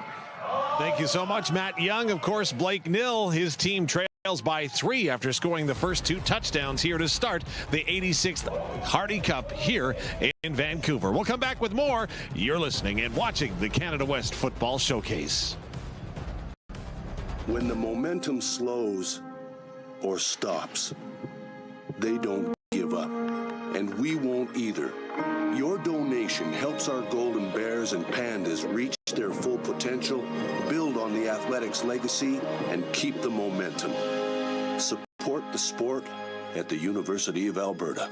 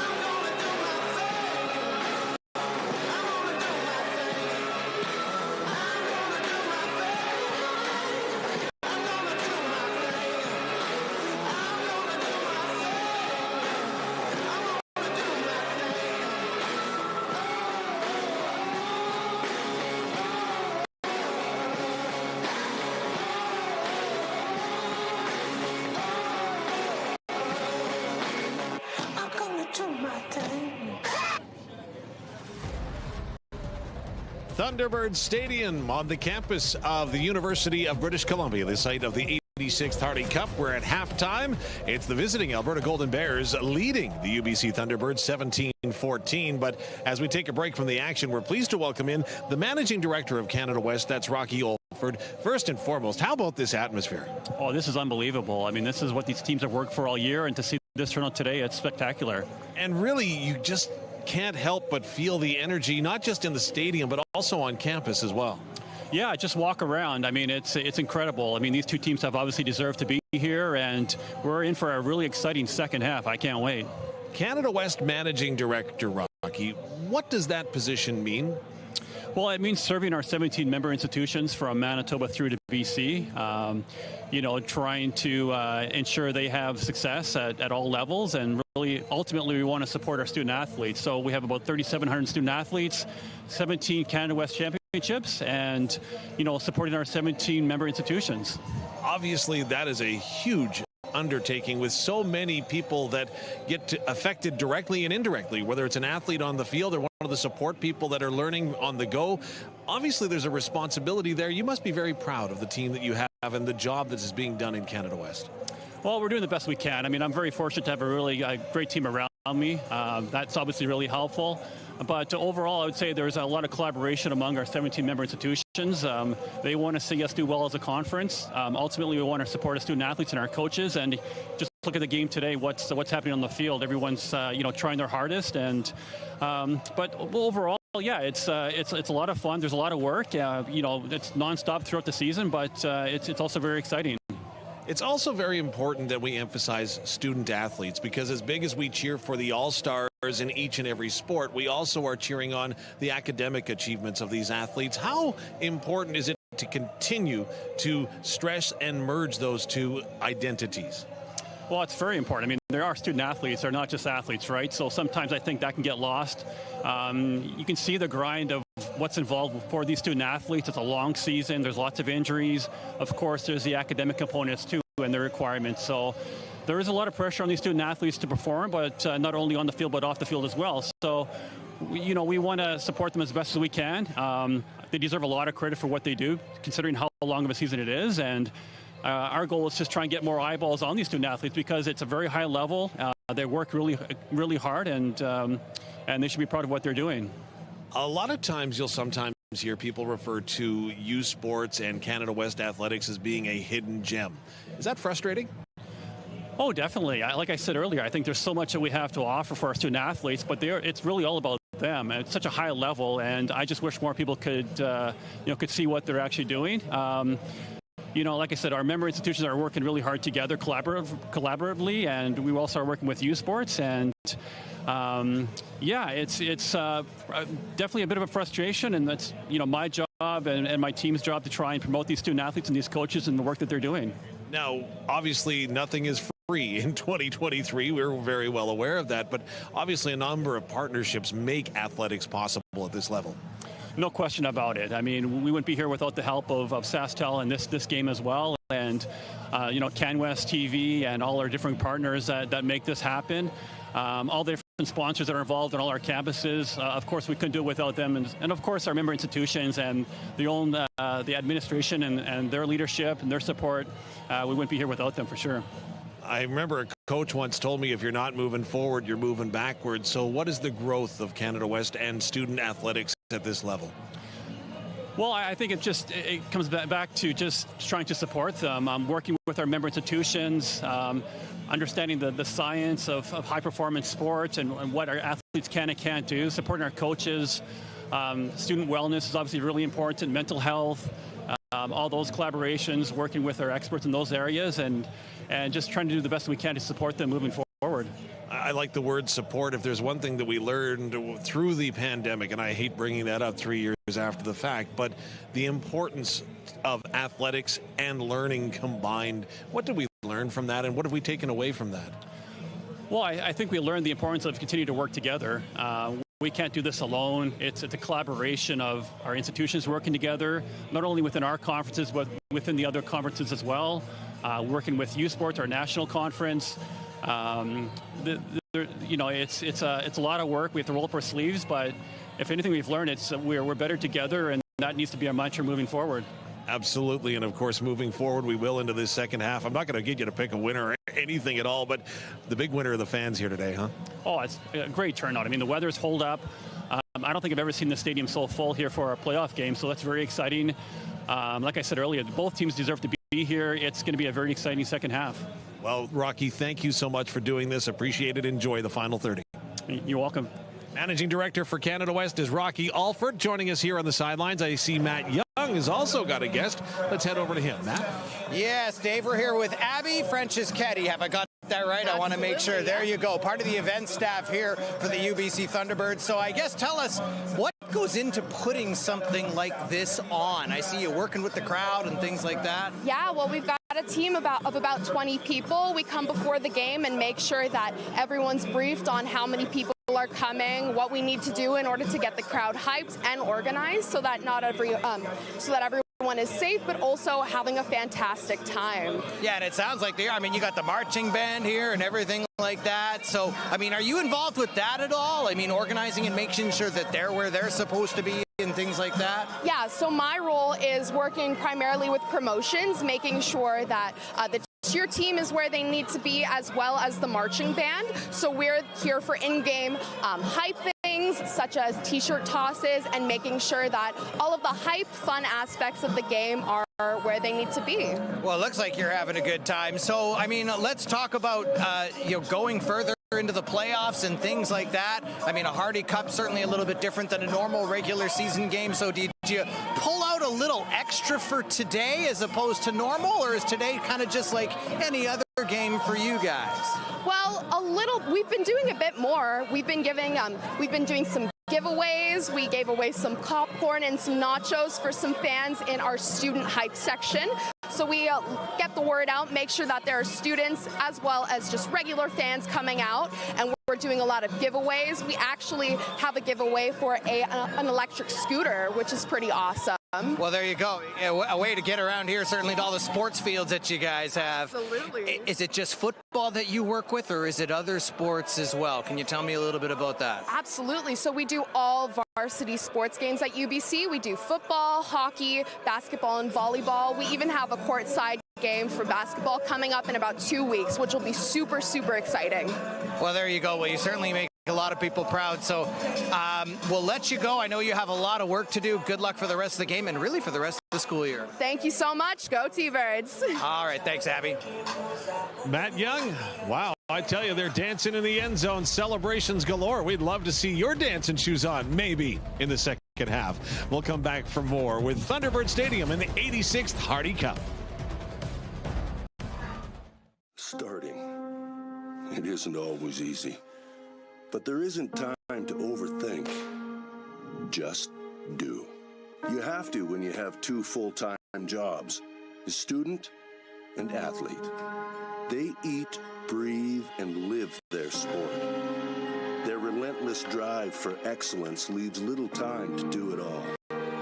Training and conditioning, going to classes, studying, homework, traveling for competition, fueling and nurturing the mind and body. But they can't do it alone. Our student athletes need a team of supporters behind them. Fans, donors, people like you, driving them forward on the days it feels like it's just too much. Because when the momentum slows or stops, they can dig deeper, get stronger, faster, more focused. They don't give up, and we won't either. When you support our Golden Bears and Pandas, your donation provides access to athlete health services, high-performance training resources, and increased academic support and scholarships. It's all the things needed for student athletes to reach their full potential, build on the athletics legacy, and keep the momentum. Support the sport at the University of Alberta.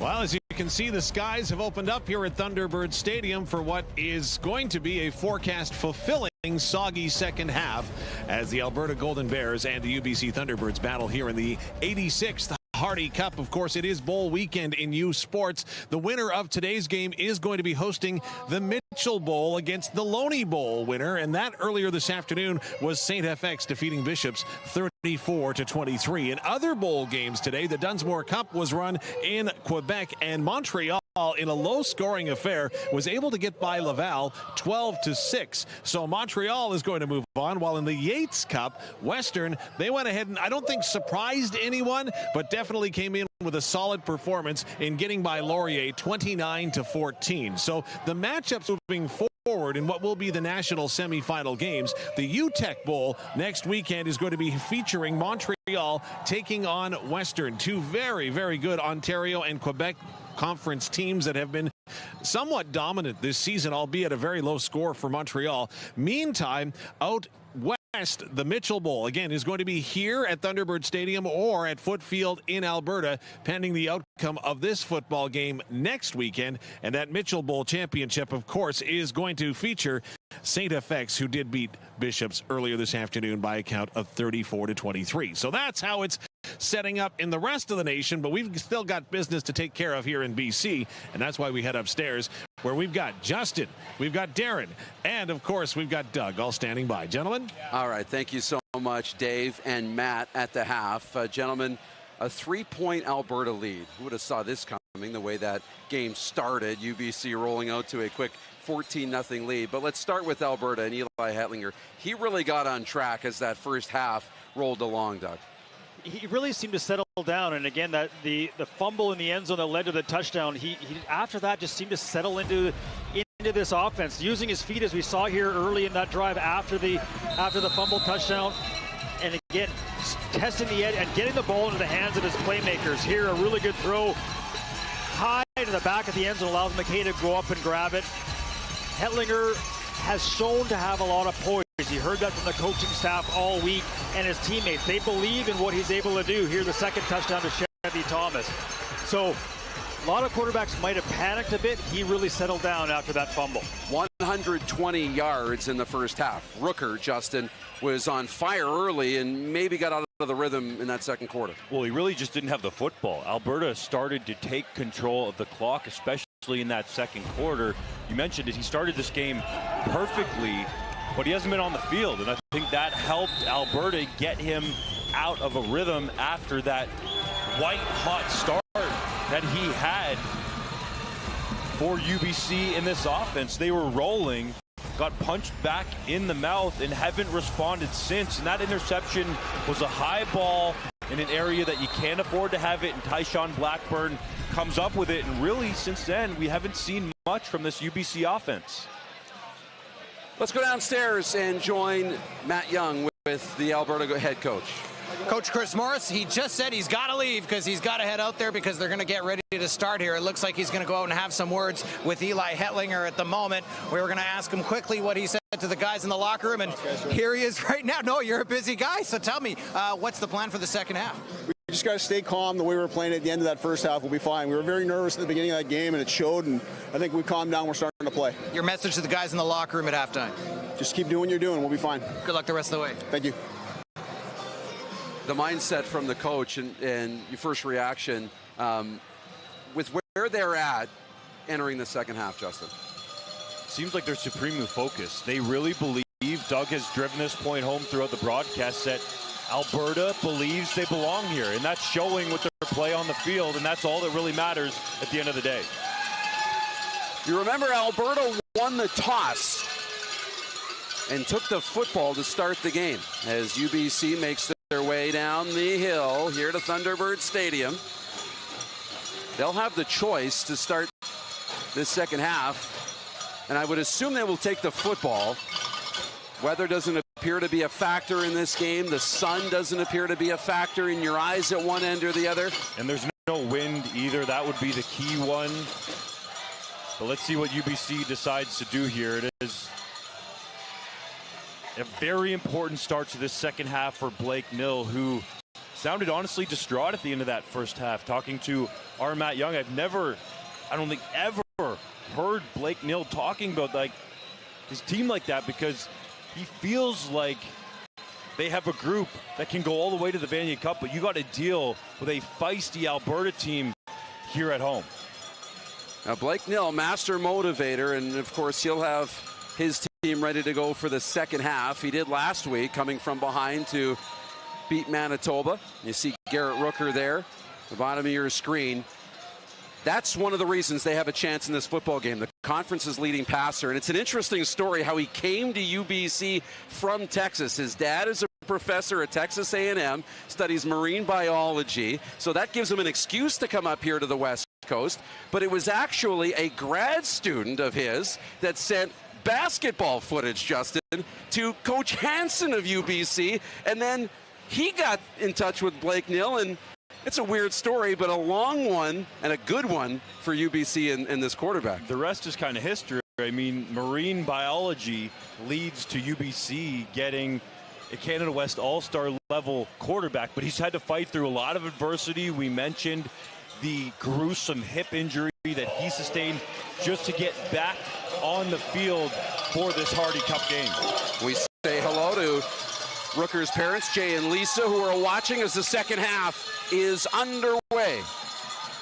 UBC will take the football, and they'll start from inside their own 25 as we join Matt Young.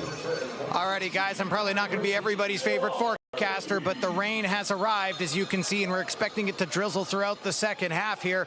I'm told that a number of Alberta Golden Bears players have different cleats available if they need them. There are people drying off footballs, and they've brought extra towels and visors for things like that, so it looks like they may need them here in this second half, guys. Thank you, Matt Young. First down, UBC. They have the ball first to start the second half, down by 3. Swing pass to Isaiah Knight. And he's brought down, pushed out of bounds by Iche Oyama, right near that original line of scrimmage. Little to no gain.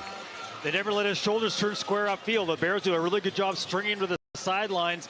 But for UBC, again, an example, try to get the ball into the hands of their playmaker early. As Justin was saying, they just weren't on the field enough, and they want to get the ball into the hands of guys like Knight who can make explosive plays instantly.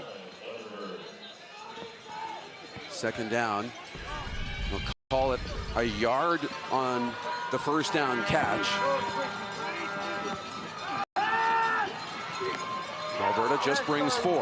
Lots of time settling down and finding Davenport. Sam Davenport has the first down in front of Tyshawn Blackburn.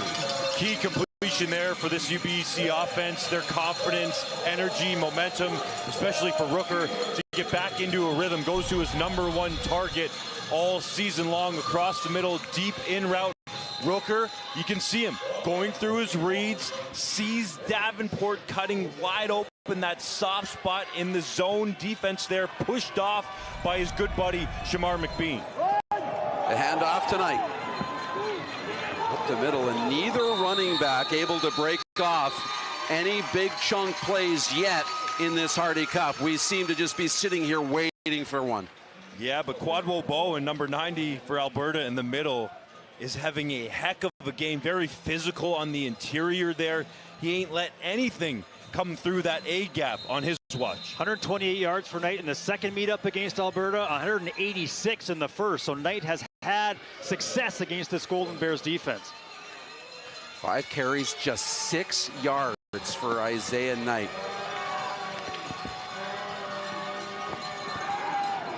Rooker to pass, under pressure.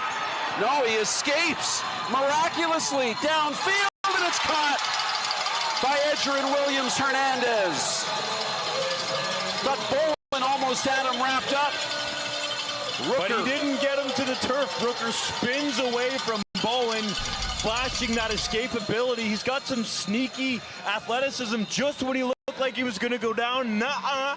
Spins out of it and finds Williams-Hernandez coming back to the football. That's so key in the scramble drill. When your quarterback leaves the pocket and gets off schedule, you need your receivers working back to the football. Quarterback keeps it himself, and he will move forward. We saw that a little bit last week when he ran for over 30 yards. Faked the inside handoff to Shamar McBean, and Rooker kept it himself. That's the most noble part of that play, was McBean setting up a potential run play there, but the quarterback run schemed up off of it.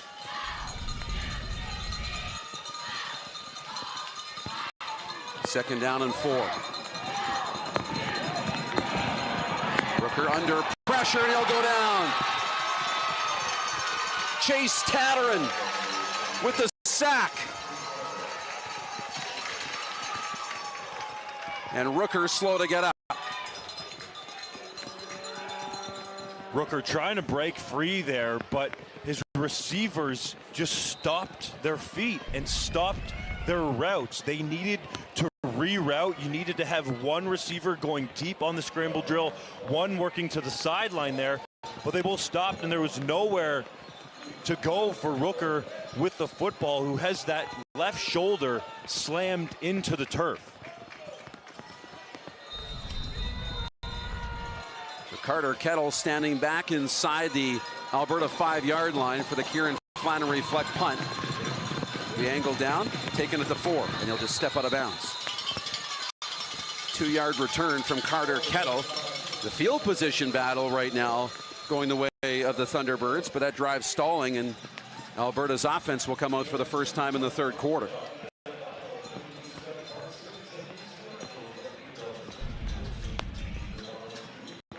Rooker was slow to get up after the end of this play, Justin. He was, and he was grabbing for that shoulder right away, or the arm area on the left side there. Eli Hetlinger, 9 of 14 for 120 yards and 2 touchdowns. Hands the football off to Peterson. Cuts back to the inside. He brought down just inside the 15. You can see the gloves are off now for Peterson here in the rain. Yeah, he said to us, I think, wet on wet doesn't work. So getting those gloves off, but you see that ability for him to cut back, and that agility, the speed that he's got. It's not just the power, it's that ability to make those quick cuts and then break back upfield. Matthew Peterson, his 11th carry on the day. 9 yards on the first down carry. And again, Thorium, the short yardage units in on 2nd and 1. And work around the edge. He's got lots of room. Up across the 30. Knocked out of bounds by Kennedy.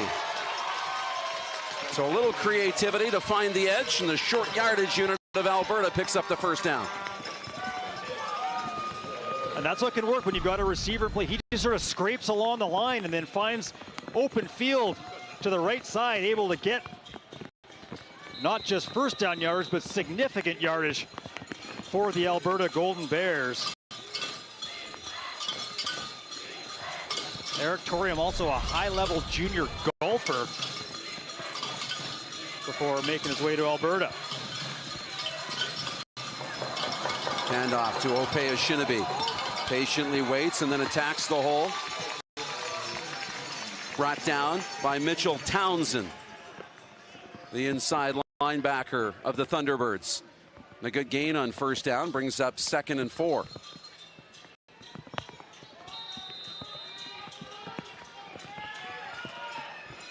You mentioned good conditions to start this football game. The sun was out pregame, but here early in the third quarter, the rain now starting to fall. Another handoff to Oshinobi. And he's got a first down right in front of Jackson Cirillo-Brown, the all-star linebacker, with the tackle. It's the second first down from this Alberta offense. Opea-Shinobi, 24 carries, 241 yards on the season. Follows Uabanman to the right side of the formation and able to pick up another first down for Alberta. They're spreading around the carries on the ground. Handoff is to Peterson. And navigate his way through, the Canada West Player of the Year. Up to the 52-yard line. First downs in this game at one point were 8-1 in favor of UBC. Right now 16-12 in favor of Alberta, to give you an idea of how the game has flipped a little bit and how much that time of possession has favored the Golden Bears. Almost a 9-minute advantage through the first 2 quarters of the football game, and it's growing as Alberta chews up clock on the ground here in the third quarter, leading by 3. Another handoff on the ground. Rosary. 3 different ball carriers on this possession, but he'll be short of the first down. It will bring up 3rd down and 3 right at midfield. Jonathan Rosary comes up hobbling a little bit after taking that tackle. You mentioned time of possession, Darren, and in the first 2 meetings, time of possession heavily favored UBC. So Alberta has been able to flip that script a little bit, at least to this point in this ball game. They mark it from all the way down inside their 5 up to midfield before the drive stalls. Getting some field position back, and Jonathan Giustini to punt. Pushing Redner Brookman back. Across the 20-yard line, decent return before being pushed out of bounds. 7.5 minutes to go in the third quarter, and a second time here on offense for Garrett Rooker and UBC.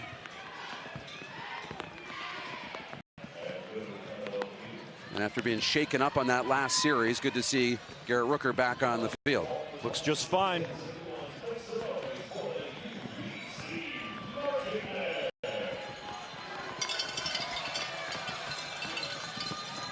They start from their own 21-yard line. Now it's going to, time will be stopped. They talk things over on the field for Garrett Rooker. 9 of 14 for 120 yards and 2 touchdowns in the first half. And how does he find a way to come from behind for a second straight week? What did you see last week in that come from behind win over Manitoba, Justin? There was no panic. That's important. Matt Young, what do you got? All right, we talked about how Alberta's trying to handle the rain. Down on the UBC sideline, they have 2 big tents, and Derek Engel and Garrett Rooker were underneath them for part of the series where the defense was out, and they're also been practicing trying to throw that wet football, and receivers have been throwing a football around and catching it, trying to practice catching the wet football. So everybody's trying to adjust to the conditions right now, guys. This is nothing for UBC. They played and practiced in sideways rain all week. I was out there on Wednesday and Thursday night with them. It didn't affect them. They're used to this. Stevenson Bones said to us, it's November in Vancouver. It's going to rain. It's true. That's typical. You say it gets pretty heavy. How much rain did you play in? Not as much as out here. I want no part of that. I don't know how much rain they get in Texas, but Garrett Rooker hands the football off. It's on the ground, and Alberta has it. Johanna Cowie jumping on the ball, and a turnover from the Alberta defense. Looks like Stephen Rowland, defensive end for the Golden Bears, got in there with initial contact on Isaiah Knight, and that handoff never really completed. Ball pops out, and Johanna Kale able to, and there you see Rowland, 31, is able to disrupt that play right from the beginning, and then Kale right on the spot for the loose ball. That's a difficult read for Rooker because there's no obvious give there tonight. Alberta keeps it on the ground. Peterson trying to find the edge, and Sorella Brown with a really good tackle as Peterson was starting to pick up some speed. This is what I'm talking about on the zone read. You have Rowland and Akali coming off the edge. One has the running back, the other has the quarterback, and on the zone read, you want one of those to declare either way. But Rooker's in between, indecisive. That's why the ball falls on the turf. 4-yard gain from Peterson on first down brings up 2nd and 6. They're inside the red zone again. Hetlinger to the end zone, caught. Touchdown. Carter Kettle. And they turn the turnover into 6. Golden Bears second in the conference in touchdowns in the red zone, 62%. And Hetlinger, again, we've talked about his patience and poise. He allows this play to develop, allows Kettle to open up on the out, and he goes up and gets it. Justin talked in the first half on the one with Hereford where he didn't go up and pull it in this time. Kettle does a good job to seal off Soriano and haul that one in for a big TD for the Golden Bears.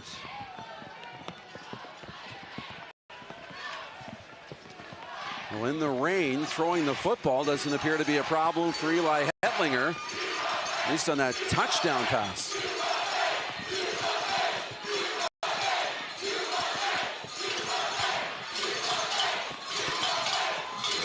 Listen to that. There it is.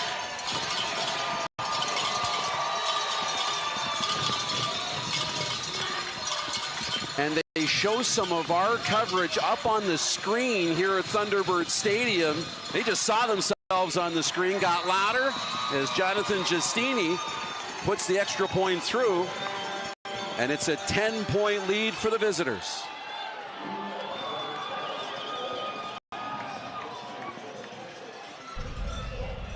One more look at the touchdown. How many times have we talked about Rosary in this game? How much attention he draws. As he comes out to the flat, he draws 2 UBC defenders to him. That opens up Kettle, single coverage in behind, and Hetlinger does a good job putting the ball in a spot where he can go up and grab it.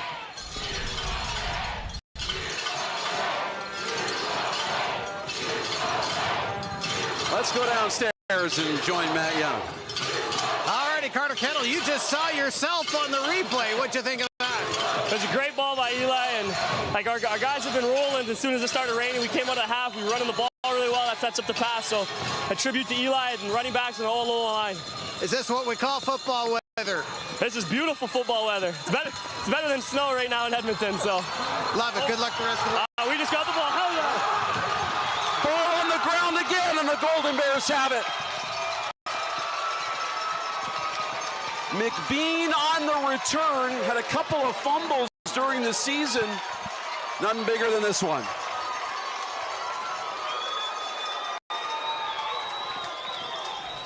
But slippery football there. You get a look at Chase Pack.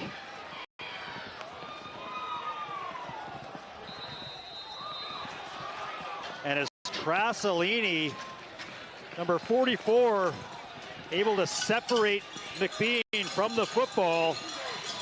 Played with Simon Fraser last season before coming over to the Golden Bears. Ball's on the ground to Peterson. Finds a hole.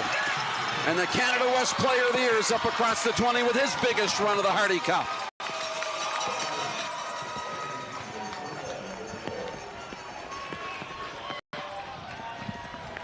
Matthew Peterson, who had 52 yards on 13 carries, rips off his biggest run of the afternoon and a first down inside the 20.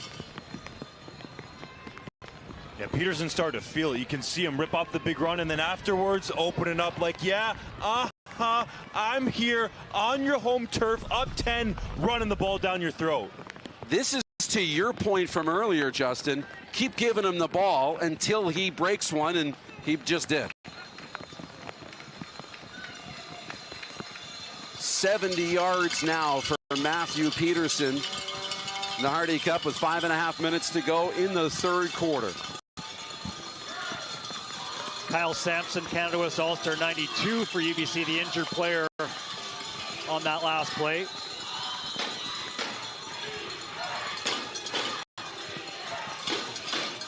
Trying to add to the lead. It's on the ground to Peterson. He'll bounce it outside. Inside the 10. Down to the goal line. Touchdown.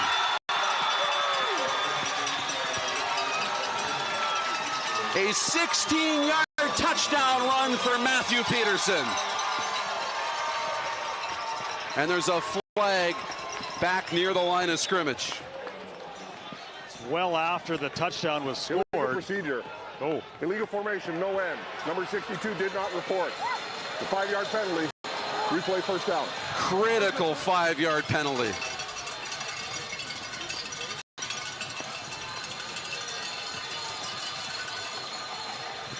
So that takes 6 off the boards for the Golden Bears.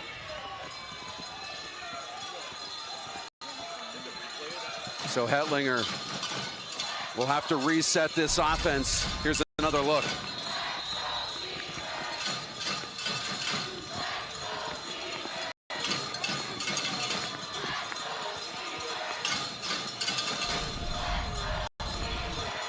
First down and 15. After a touchdown run was wiped off the board. Room for Hetlinger. He'll swing it out. It's in and out of the hands of Rosary, and the first sign of the wet football slipping in and out of the hands. Rosary also with the gloves off. That ball thrown, again, very catchable ball, but when it is this wet and just trying to get used to it, like you said, Darren, one just slips right through his hands.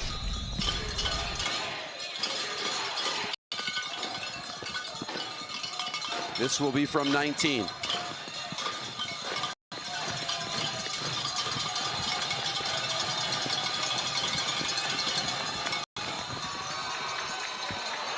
And he's missed it.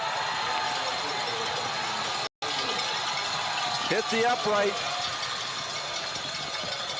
So Giustini is 1 for 2, and they come up empty. Important sequence there for UBC. It looks like they're lifeless right now. Matthew Peterson has a touchdown taken off the board because of a player not reporting. Then Giustini hits the upright. He knows how important points are in this game, but that's a major reprieve from UBC to get out of that turnover. The fumble from McBean on the kickoff unscathed. It's a dead ball, not even a single point, as critical as that could be, up by 10. So what looked like it was going to be a 17-point lead is just 10. Rooker out for Williams Hernandez. Right in front of Blackburn and Reese Flunder. And a first down. Soft spot on the defense there. Williams Hernandez sits down for the first down catch, and you can see him fired up, imploring his team to get back into this game. UBC needs to show some energy here. You can feel it in the stands. UBC chance, U of A chance. The Thunderbirds got to show it on the field to get back into the game. Williams Hernandez, 1 catch last week, just 8 all season. Now on the ground. A decent gain for Isaiah Knight. Up across the 35-yard line and a gain of 5.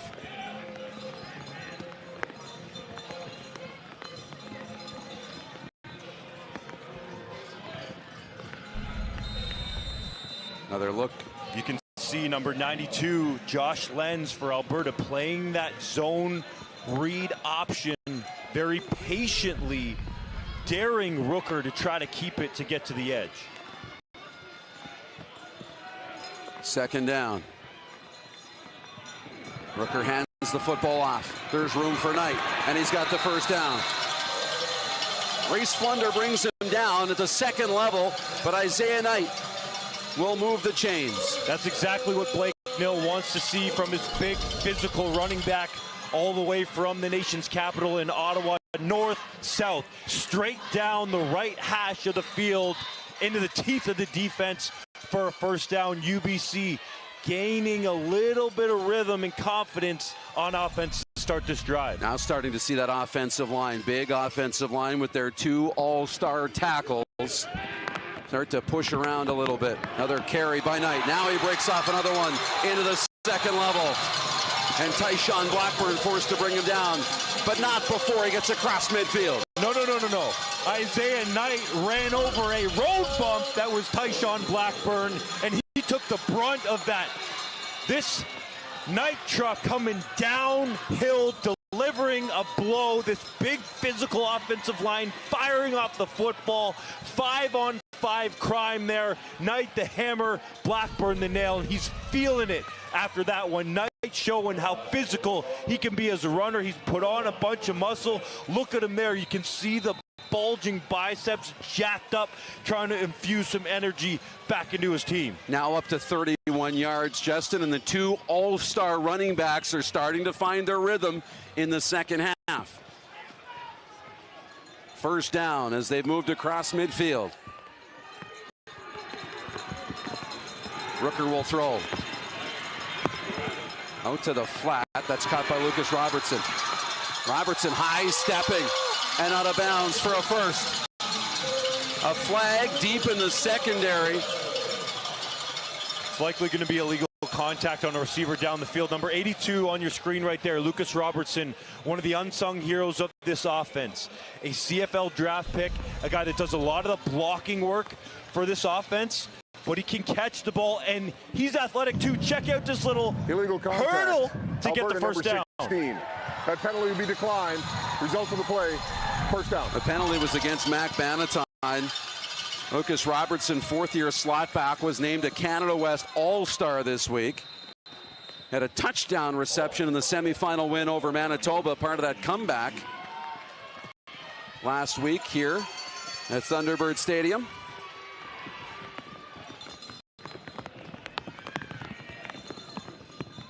Knight will take the handoff. Riley Safransky has him around the ankles and will not let go. It's a gain of 5 yards. Knight on a decisive run there, cuts up the middle. Your basic zone run play there, but I thought he had a chance to kick it outside there. Yeah, he did. Gabe Manu, or Gio Manu, excuse me, had his man sealed. There was a lane there.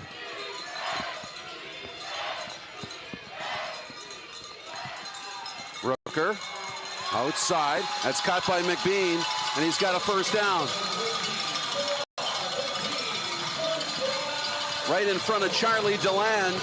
Shamar McBean sits down and extends the drive. That's a high-level matchup right there. McBean against Deland, who AJ Gass raved about. Very physical defensive back, comes downhill, makes a sure tackle. Overall, just a great football play right there. Best on best in a trophy game. It's the first catch of the football game for Shamar McBean. Another carry on the ground for Knight. He'll work his way through, and he just powers his way forward close to the 20-yard line. So patient there, just picking his way through the middle of that Alberta defense. He's become more patient as a runner as he's gone along here in his UBC career, and has also better understood how to allow the big men up front, including Theo Benedette at right tackle and Gio Manu at left tackle. Those guys have all kinds of NFL interest. He's better understanding how to let those blocks set up. 15 minutes remaining in the 86th Hardy Cup. As we go to the fourth, Alberta holds a 10-point lead here on the road.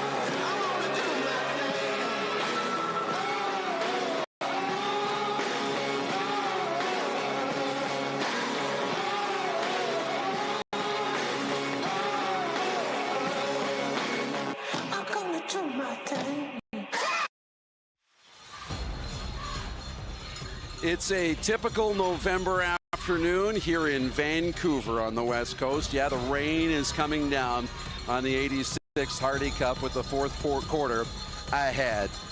Alberta hasn't won the Hardy Cup, guys, in 42 years, but they have a 10-point lead going into the fourth quarter. Big reason, Justin, turnovers. They're winning that battle so far. That's right. Garrett Rooker has a tipped interception that really helped Alberta swing this game way in their favor. Tyshawn Blackburn coming up with that, and then UBC putting the football on the turf not once but twice. That exchange from Rooker to Isaiah Knight leaves it there for the Golden Bears to pick up, and then Shamar McBean fumbles this kickoff return, but there were no points on that second one. That was a big swing in this game for UBC to have a chance driving in the fourth quarter to make this a one-score game.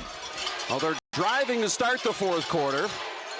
A long, methodical possession. A good mix of run and pass, and a pass here from Rooker. He finds Robertson. A couple of Golden Bears, including DeLand right there, and he threads the needle.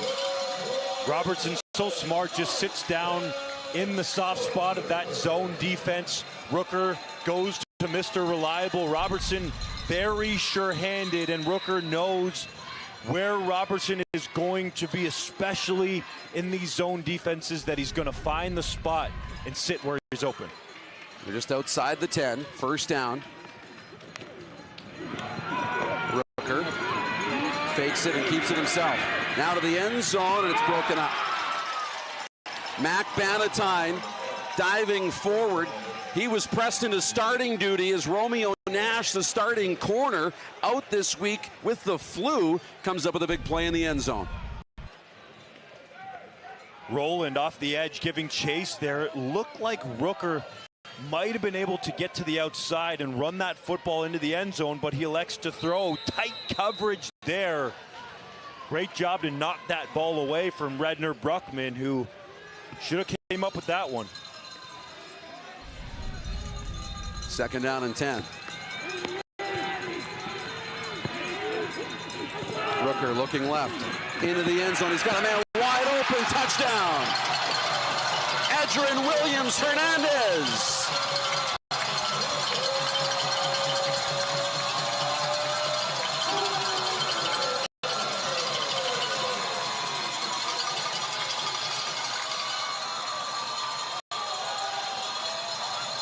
All season long, Williams-Hernandez has been battling an ankle injury.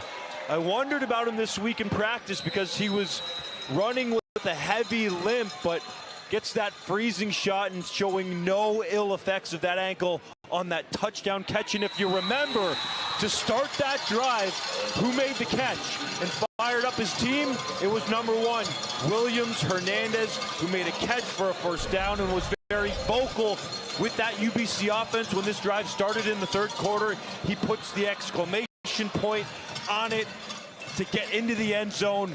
UBC back within 1 score. Great spot from Rooker on the skinny corner out on the side of the end zone. Quiet season for Edgerrin Williams Hernandez, but we know he can get it done. Last year in the Hardy Cup, 6 catches for 68 yards. He was their leading receiver. He was, and just 8 catches on the season with that injury that Justin was just talking about. But on that drive, a healthy dose of Isaiah Knight. At one point, at 7 carries for 3 yards. Now 12 for 41. They got him going on that drive, and that really propelled them to that score by Williams Hernandez. Opea Shinaby inside the 10 on the return. And nowhere to go. Good special teams tackle as we join Matt Young down on the sideline. Ed Williams Hernandez, how are you feeling right now? I'm feeling great. Got to finish this game. Need to. You came back to the sidelines. You look jacked. What did your teammates say to you?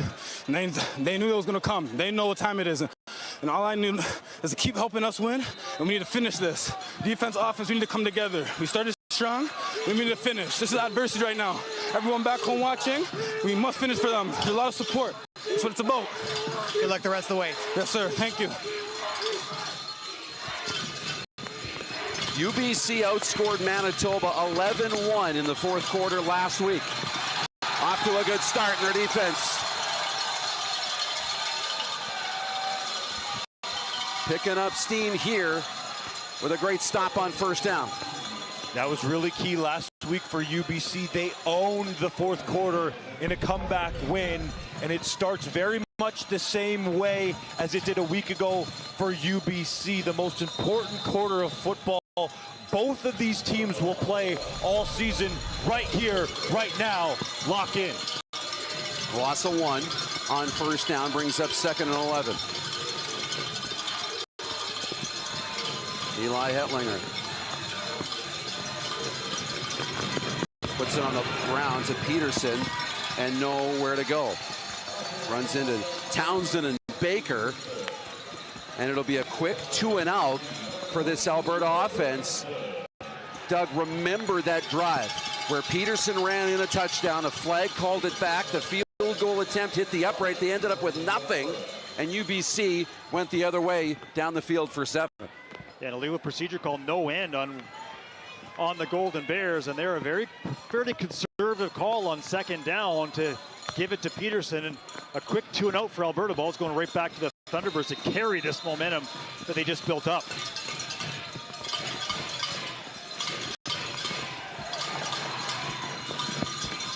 And that stop fueling the crowd too. Ball's on the ground, but recovered by McBean inside the 50.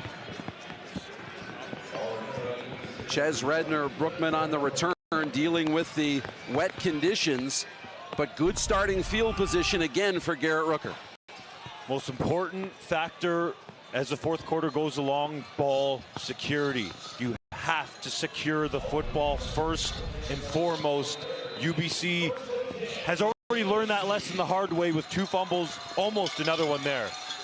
Trailing by 3, but they stopped what was 24 straight points from Alberta by scoring a touchdown in their last possession.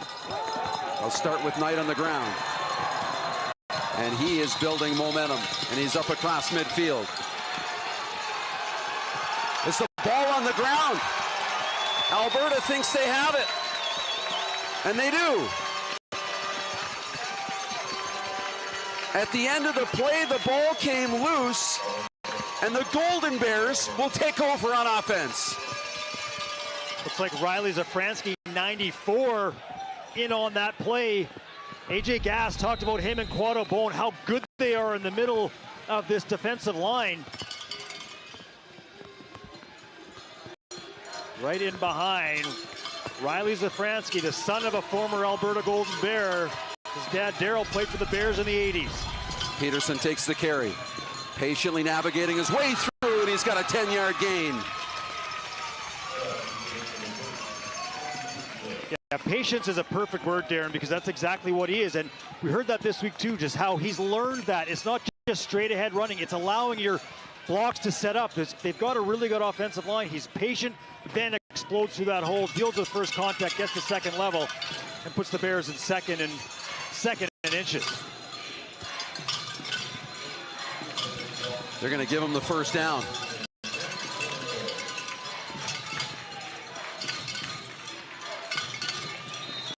A heavyweight battle between two of the country's best offenses and two of the top running backs now going back and forth. And it's Peterson's turn. He takes the handoff, slips a little bit, trying to bounce this outside, and it'll be brought down.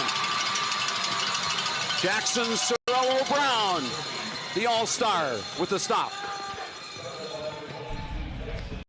Footing for the most part has been pretty good. We've seen a couple players slip, and here Peterson, just as he tries to cut back, slips, ends up losing a couple more yards as he tries to get to the outside before being brought down by Sorrello-Brown.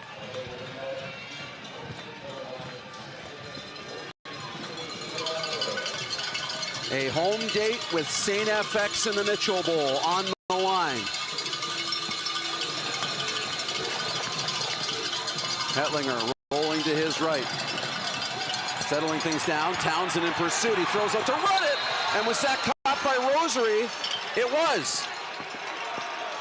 He'll be short of the first down.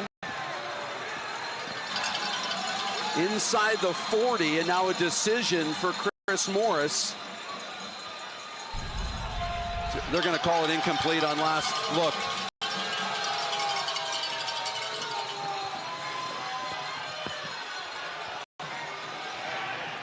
Looks like it's hard, that angle's tough, but it looks like he might have gotten his hands underneath it as Hetlinger chased down there by Mitchell Townsend.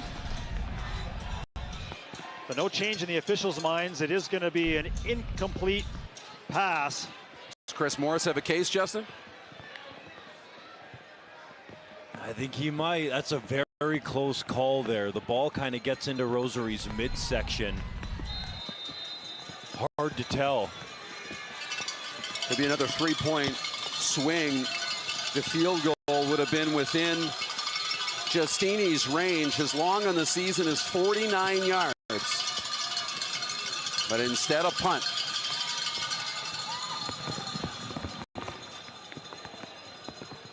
And it will sail out of bounds. And where will they spot it? So up across the 20 to the 24-yard line. I think there you can see he kind of traps it. Doesn't slide his hands underneath it and keep his arms or hands underneath the ball the entire time. Difficult call.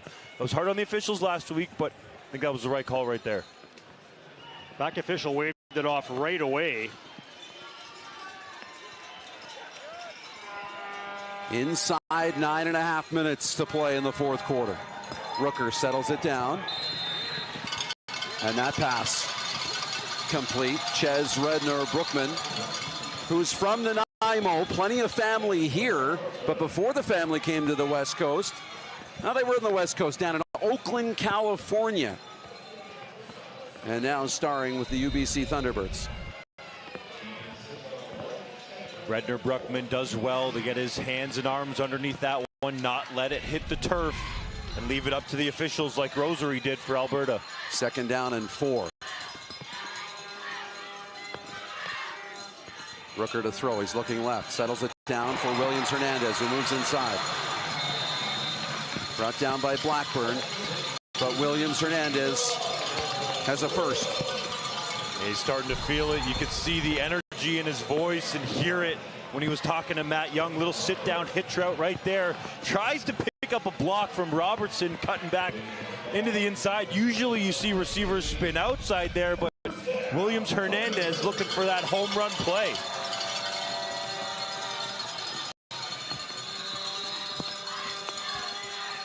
Clock approaching the final 8 minutes of the Hardy Cup. Rooker rolling out. Settles it down for Williams Hernandez. And quick to close was Cole Priestley. Second down.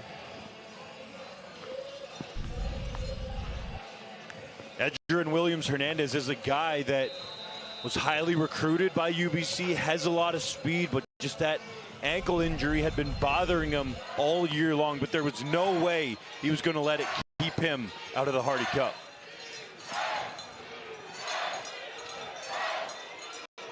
Five catches for 55 yards as Rooker looking again over the middle. Oh, it's in and out of the hands of Jason Soriano. The second time they've looked his way on offense today. It looked like that ball had a little tip on it as it was arriving from Rooker to Soriano. Sits down on the curl route in that zone. Just couldn't corral it. You could see it was on track to go right at the 3 on his jersey. But Priestley just gets a fingertip on it to change the trajectory. A fake punt, and they're going to be held short. The Golden Bears didn't bite. And another turnover. The Golden Bears have great field position. 2 weeks ago, it was the Golden Bears using some special teams tricks to get balls back in their possession. This time, UBC, a little bit of an underneath double reverse, but the Bears stay home and are able to force the turnover. It'll be their ball inside UBC territory. I saw UBC practicing this multiple times throughout the week, but I don't think that was the time to run that fake.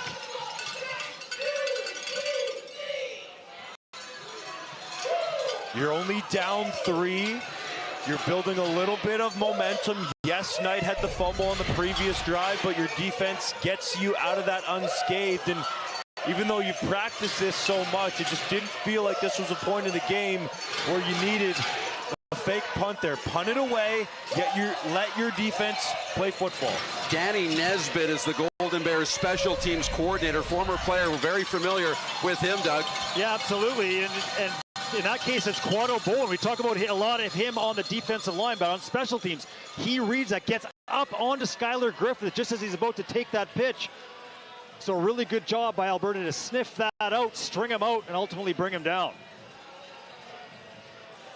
Tension on both sidelines as we get further into this fourth quarter, and tension creeping into the crowd at Thunderbird Stadium. And it's filled up here. Full credit to everybody who showed up and showed out. It looked like decent weather for the first half. Even the rain that Matt Young spoke into existence has come, but the sun's trying to peek back through these clouds here.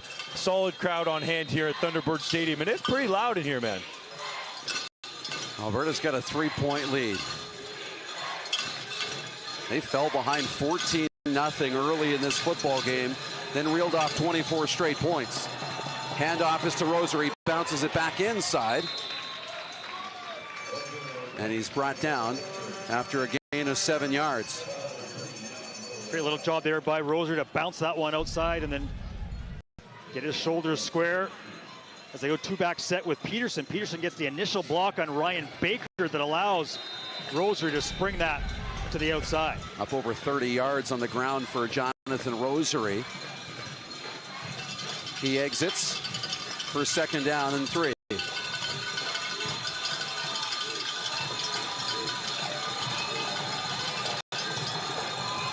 Eric Torium to Peterson, a little pitch, and he's got the first down.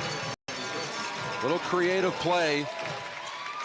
But Justin, I can feel you get uncomfortable when a non-QB is kind of throwing the ball through the air like that. That's a lot of trust right there in a trophy game late in the fourth quarter for a receiver to flip that pitch out to Peterson, but it almost led to a touchdown. Taj Yehudi with the big tackle to haul down Matthew Peterson, who initially fake breaking back inside before taking that pitch from Toria.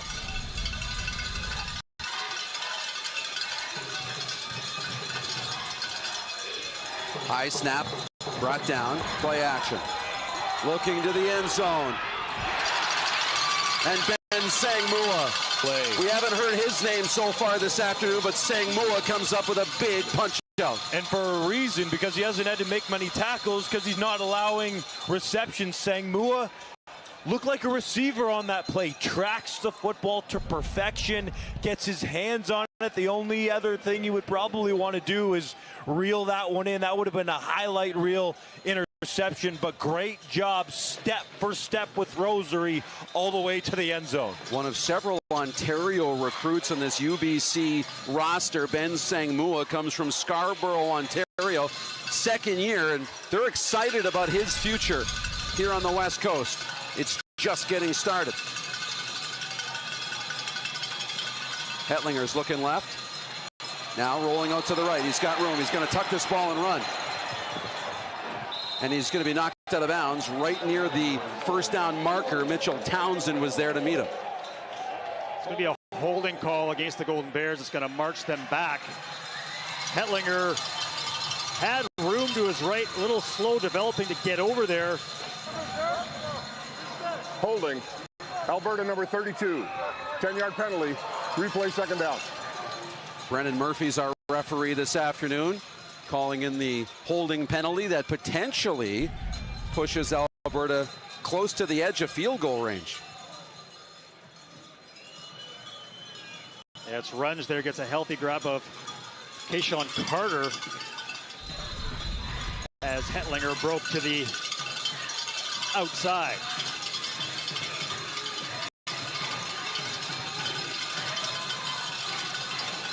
Second down. Hetlinger back to pass, flips it out for Oshinabe to the outside. And Ope Oshinabe down inside the 30, but short even of the original line of scrimmage, well short of the first down, and the special teams unit will come out.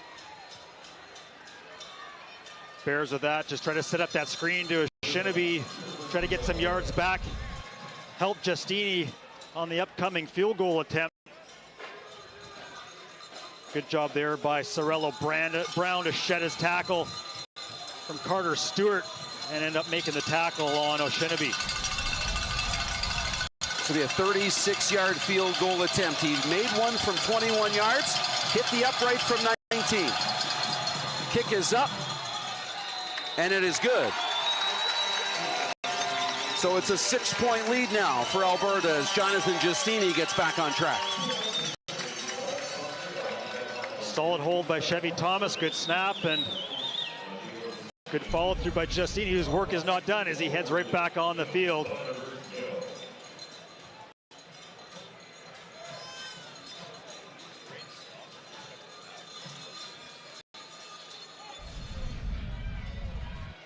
So what does Garrett Rooker have in store?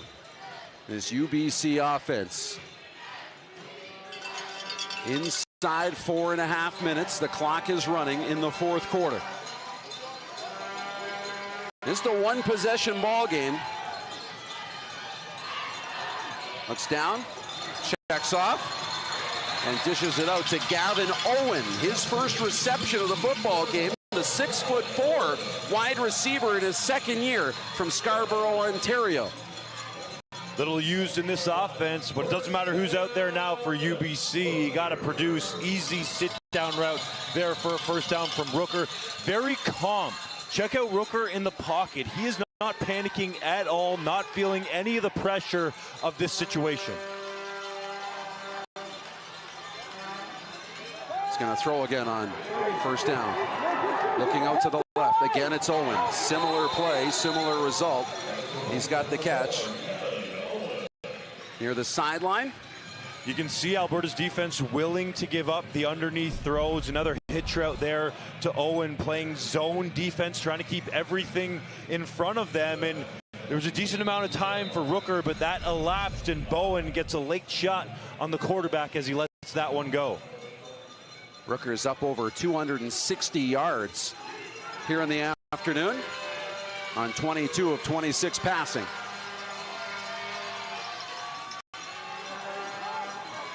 Now under pressure, and it'll be brought down. Quad roll, Bowen gets to the quarterback.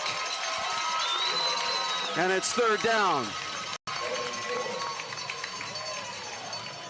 Decision time looming for UBC. Rooker just needed to get rid of that when he hit his back foot. Ball's got to be gone right now.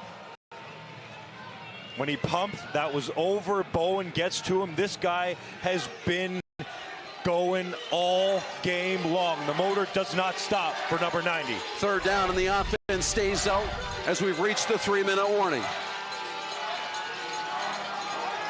Rooker looking over the middle. It's incomplete. And no flags. Trying to find Davenport.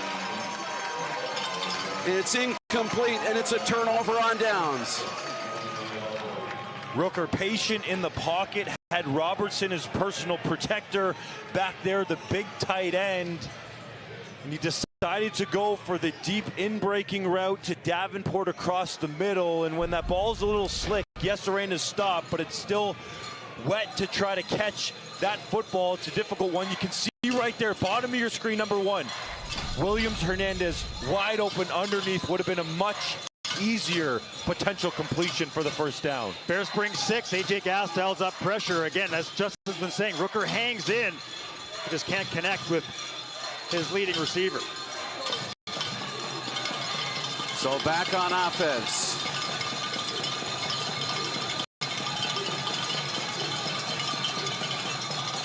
It's Peterson. Works back to the right side, and he'll be brought down. A stop in the middle from Kyle Sampson. And Peterson has the helmet knocked off, a little slow to get up. Sampson having none of this. He wants to get the football back to his offense. Sheds the big lineman, Daniel Shin, the center, playing with a bad back there. Sampson throws him away and just grabs Peterson by the shoulder pad and throws him to the turf. Mitch Townsend there to help him out as well. But Sampson doing all he can to keep UBC in this game and give the Thunderbirds a chance at a game-winning drive. Defensive tackle from Hamilton was named a Canada West All-Star here at his 4th year of eligibility. Blake Nill nervously walking the sideline. They want to get the football back here. Big second down upcoming with 2:24 to go. They're going to put it down. It'll be 2nd and 7.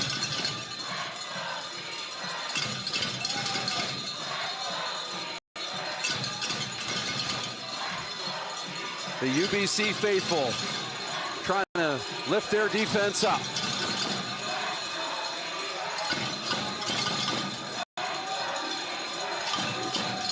They rush 4. Hetlinger's going to throw, and it's incomplete. Little miscommunication. And almost a chance there for Caden Cook. Bears confident to throw the ball. They know UBC is going to be looking to take Peterson away, although it's a should be in the game and not on that situation, but trying to find, I think, maybe Colby Herford. But you see Hetlinger just a little bit of confusion trying to figure out, obviously, some confusion downfield with the receivers as well, as that ball falls harmlessly incomplete. That ball was thrown in no man's land. That should have been offensive pass interference. Herford pushed off on Caden Cook, who could have had a chance at the interception. Justini to punt this football back.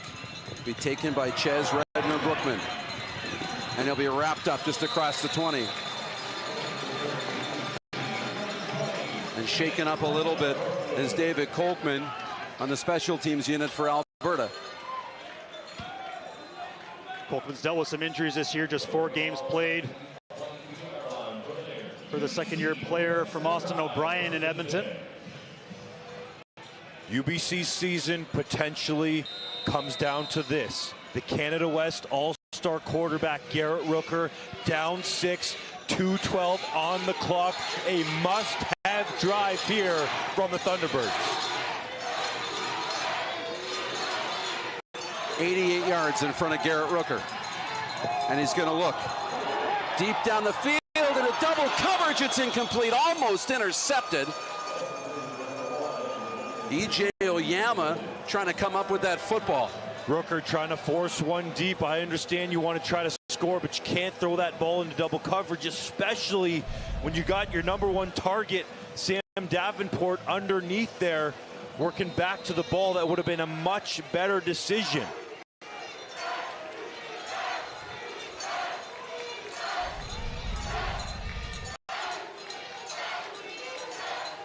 Second down and 10, empty backfield.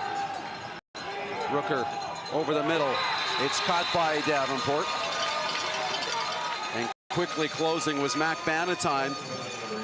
He's short of the first down. It'll be third down. And the offense will stay out with 2:02 to play.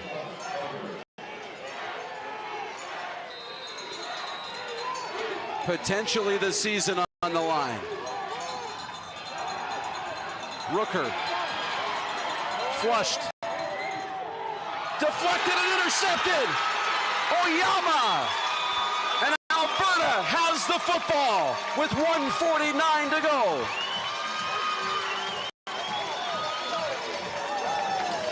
AJ Gass again dials up the pressure. They flush Rooker out of the pocket. He's so good on the run. Throws back against the grain, deflected into the hands of EJ Oyama. And the Golden Bears at the minute 49 get another turnover and take over. Rooker trying to make a play here out of the pocket, puts it up for Williams Hernandez. But look at that. He takes a shot well before the football gets there. No flag, but there is still enough time here for the defense to force a 2-and-out for UBC to get another chance. But full credit to Alberta. Doug mentioned the pressure there from AJ Gass, flushing Rooker, desperate situation, and the Golden Bears come down with a key INT. It's a 6-point game. So remember the missed field goal that Jonathan Giustini, when he hit the upright, it doesn't result in a single. So a touchdown for UBC still wins the ball game, makes it a little bit uneasy for Alberta. I'll keep it on the ground to Peterson. Works his way left. He's got a couple of yards on first down. UBC with 1 timeout remaining. We'll see when they use it. They have used it now. Thanks, Justin.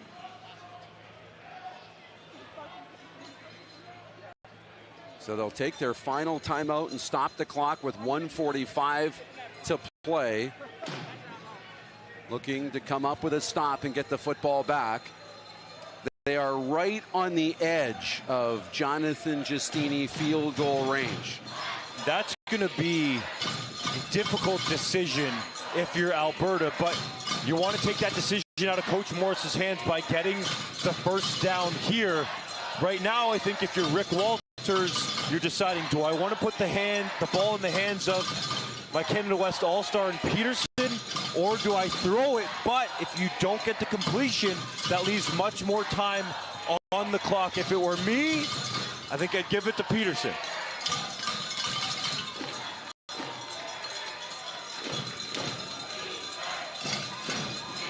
Second down and 8. Rosary and Peterson are in the backfield to start. Rosary has the ball in his hands, the 5th year. And he's got the first down and then some. And stays in bounds.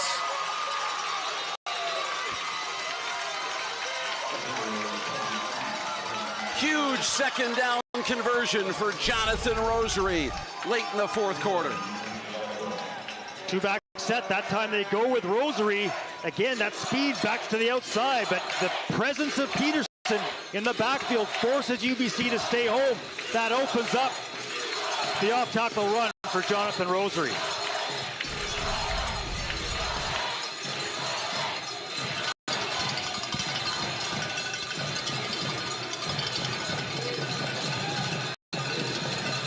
Valuable seconds ticking off the clock. Another handoff. And Peterson right there near another first down.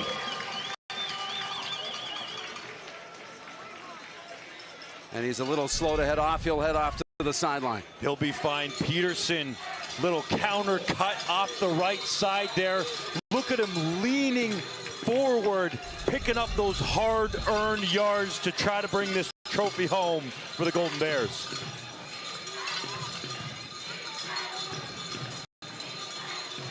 The clock rolls inside a minute as Matthew Peterson is now over 100 yards on the ground. Little miscommunication, and Hetlinger takes a shot, and he turns it over. UBC has the football with 52 seconds to go. Are you kidding me?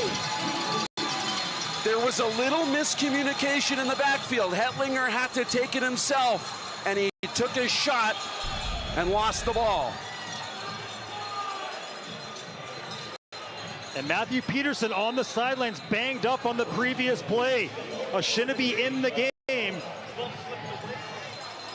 Hetlinger has the ball slip away from him just before he takes a shot.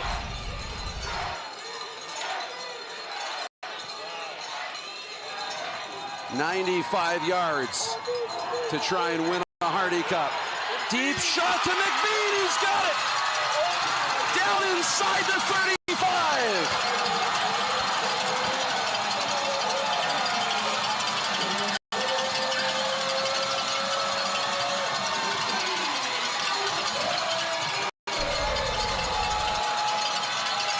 Needing to go 95 yards. They get most of it in one chunk play to Shamar McBean. Simple go route from Shamar McBean, using his speed down the field. And away they go.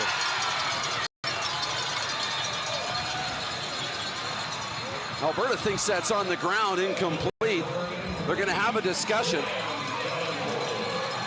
But let's take another look at the Rooker to McBean connection. Rooker wasting no time after that late turnover from Hetlinger, putting it up, laying it out for Speedster to go and get it. McBean comes down with it. UBC has an opportunity. Replay first down.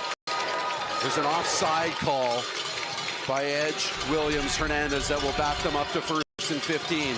But it was a 63-yard completion to Shamar McBean. 38 seconds to go. A field goal does them no good. They need to get in the end zone. Rooker, he's looking for it, and it's incomplete. And a flag, looking for Davenport, and a flag comes out.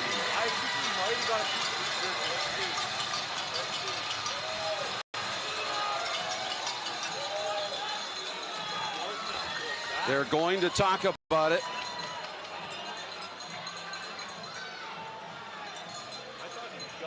Here's our head referee, Brennan Murphy. Forward pass interference. UBC number 82. 15-yard penalty. Replay first down. Lucas Robertson was 82, but it was Davenport the target in the end zone.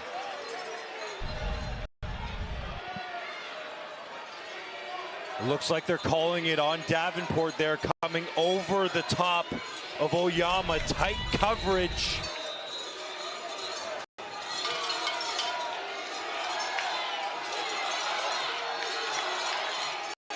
First and 25. Rooker settles down and connects. There's Davenport up across the 30, down to the 25-yard line.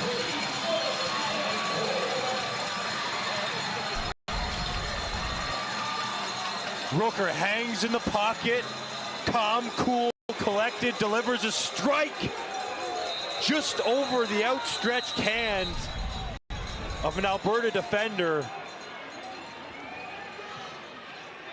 to Davenport for a first down, nearly a first down, I should say. They'll be short, but second down, clearly in 3-down territory. Little iso cam look of Davenport.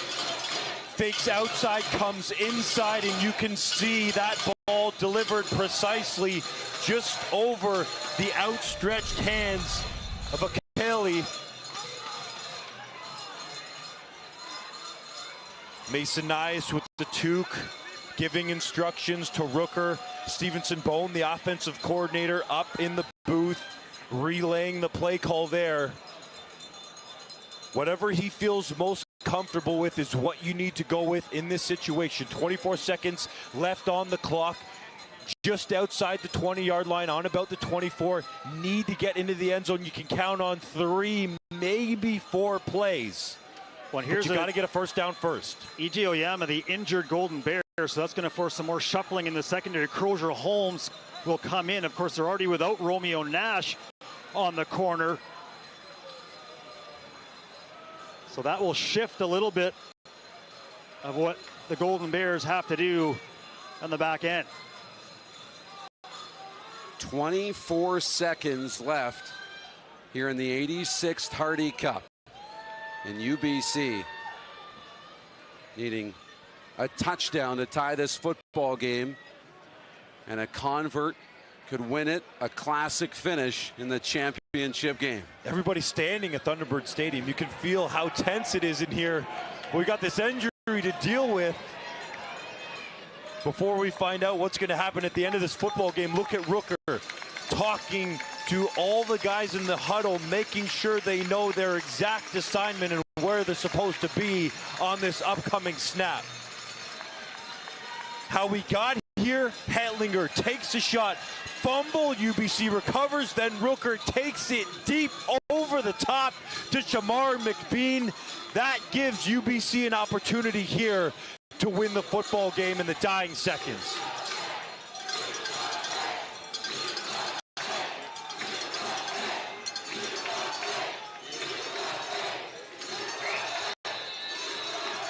Here we go. Clock is running. They'll put it on the ground to Isaiah Knight, and he's got nowhere to go. They're just trying to get the first down to the 20. And they've got more than enough. I like the call there. You get the first down, you have your other play called at the line of scrimmage, UBC back up on the ball, and the clock hasn't even started yet. Rooker to the end zone. Incomplete. Jonathan Giustini and Mac Bannatyne were there in the end zone for Alberta. 7 seconds to play. Time for maybe 2 more plays. Maybe 2 more plays. Likely just one. They tried to get a quick shot here. Davenport down the seam in double coverage, working against Gus there, the free safety Giustini, who plays that perfectly for Alberta. The incomplete pass stopped the clock. Second down. A Hardy Cup on the line. Late. Rooker throws it out. It's caught. 3 seconds left, and they will have time for 1 more play. I like the call from UBC. Take a little bit of yardage. One chance. It all comes down to this. Doesn't even matter that it's 3rd down. Hardy Cup will be decided on this snap, barring a penalty. Everybody's on their feet now. 0's on the clock. The final play of the 86th Hardy Cup. Rooker to the end zone. Caught!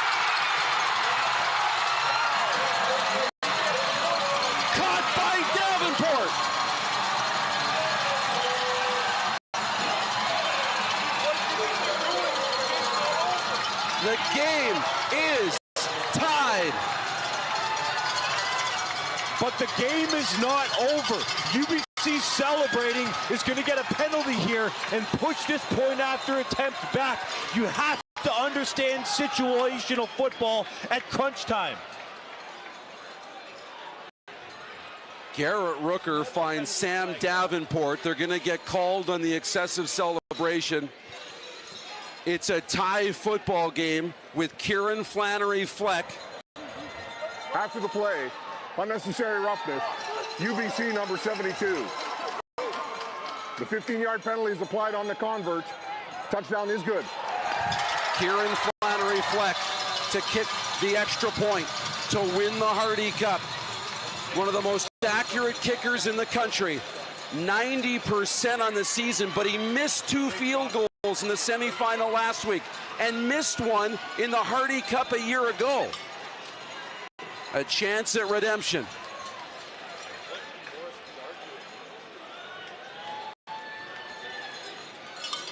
Chris Morris having a conversation with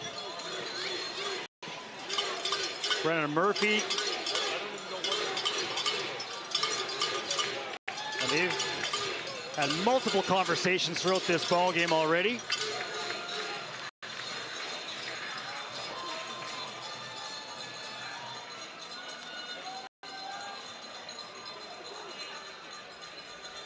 Kieran Flannery-Fleck, a third-year kicker for the UBC Thunderbirds from Ottawa, Ontario.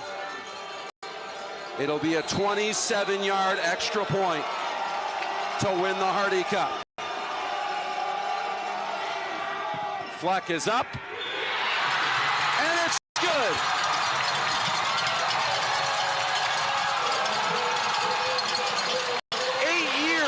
Since winning the Hardy Cup in 2015, the UBC Thunderbirds are back on top of the Canada West.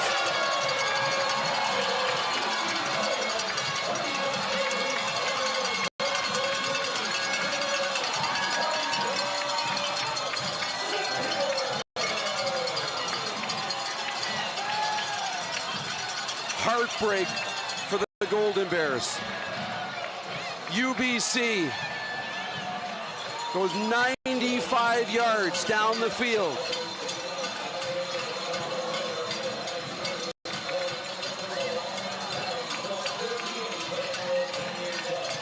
And on the last play, at home, playing in a Hardy Cup here at Thunderbirds Stadium for the first time since 1999, they complete the comeback in dramatic fashion. Rooker on the roll to his right. He's so comfortable with that curl route to Davenport, your #1 receiver, going up, showing the basketball-like hops to make the game-tying touchdown and gives UBC an opportunity to win it with the extra point.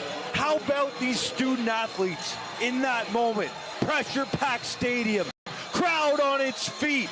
Davenport touchdown, UBC Hardy Cup champs. What a ball game. And you talk about the hops on Davenport, but he took a huge pop from Reese Flunder, trying to come back and separate him from the football.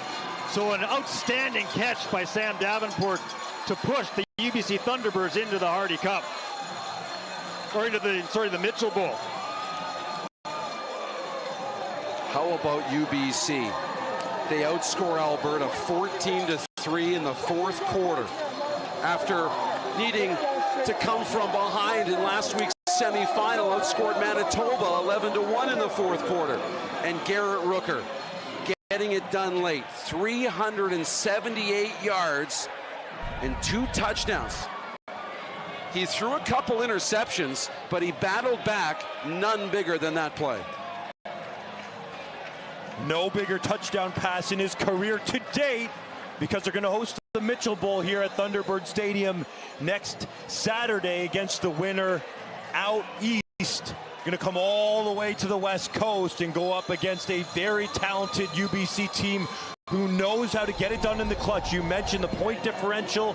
UBC has owned the fourth quarter during these Hardy Cup playoffs. First against Manitoba in a comeback win, then with the Hardy Cup on the line against Alberta at home, get it done at clutch time. A 17th Hardy Cup.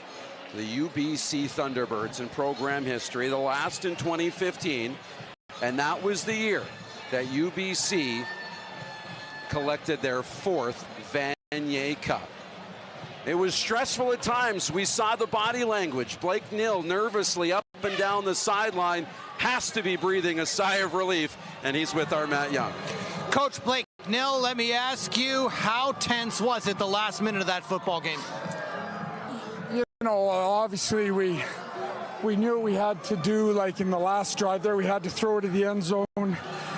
I'm going to take this opportunity, man, just congratulate Alberta. They've had a great year. Coach Morris has done a great job. You know, that game, it's hard to say. We played our ass off to come back. They played well. They played tough. It's too bad. I know the old saying, you know, it's too bad there had to be a loser, but in this case, this is why this is a top conference in the country, man. And I'm proud to be part of it. Can I ask you, what words did you have for Garrett Rooker before he went out on the field for that final play? I just said, look, we got to run on the second down, so we had 3 shots to the end zone.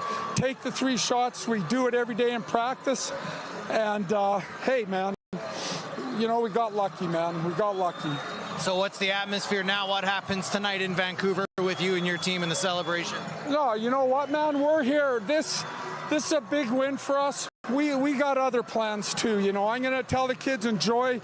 We're here 10 a.m. Come bring your film crew. We'll be on here 10 a.m. tomorrow morning. Good. Thanks so much for this, and good luck the rest of the way. Thank you. Bye.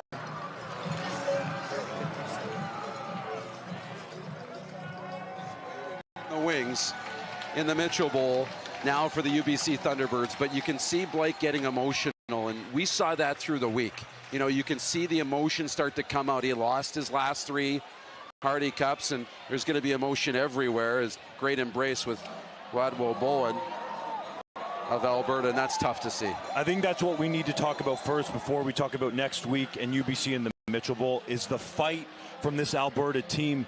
They were good enough to win this football game. It's small things that didn't go their way, and I think Blake Nill admitted it, that UBC got lucky. The Golden Bears were full value today. They're not going to hoist the Hardy Cup, but this team is a program on the rise for years to come. Well, we had talked about turnovers for UBC, but it's a big turnover late, and that little injury to Matthew Peterson, he comes out of the game. Some miscommunication with Oshinabe, and again, maybe there's a little bit of that luck that Blake Nill talked about, but hey, a heavyweight battle, 2 outstanding teams today, and if you're a fan of Canada West football or football in general, how can you complain about having watched this for the last few hours? I would argue this is going to be the best game anywhere in Canada this weekend. Yes, that includes the CFL and other conferences. This will go down as an all-time classic Hardy Cup. Full credit to the student athletes on both sides for making this entertainment happen. Quadwell Bowen, Jonathan Rosary, Morgan Runge, and Ronnie Oling, the 5th-year Alberta Golden Bears. You saw the emotion from Bowen at the end of that play, but their final game at the U Sports level. Yeah, and I mean, Justin, you can speak to this a million times better than I can, having played at this level, but you sense that emotion, obviously, of being that close, but yet not able to hoist the Hardy Cup. But they'll have been part of propelling this program forward, so that's positive. It was a 63-yard reception from Shamar McBean. Big play late.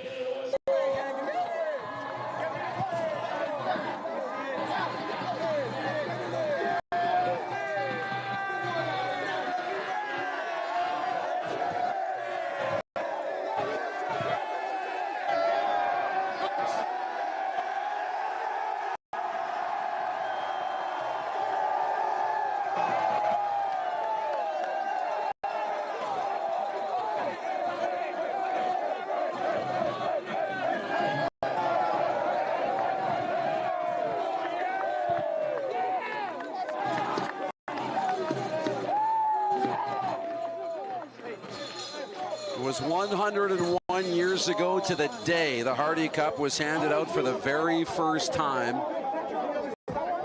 And here in Vancouver, the UBC Thunderbirds celebrate. And man, it feels good to raise that thing.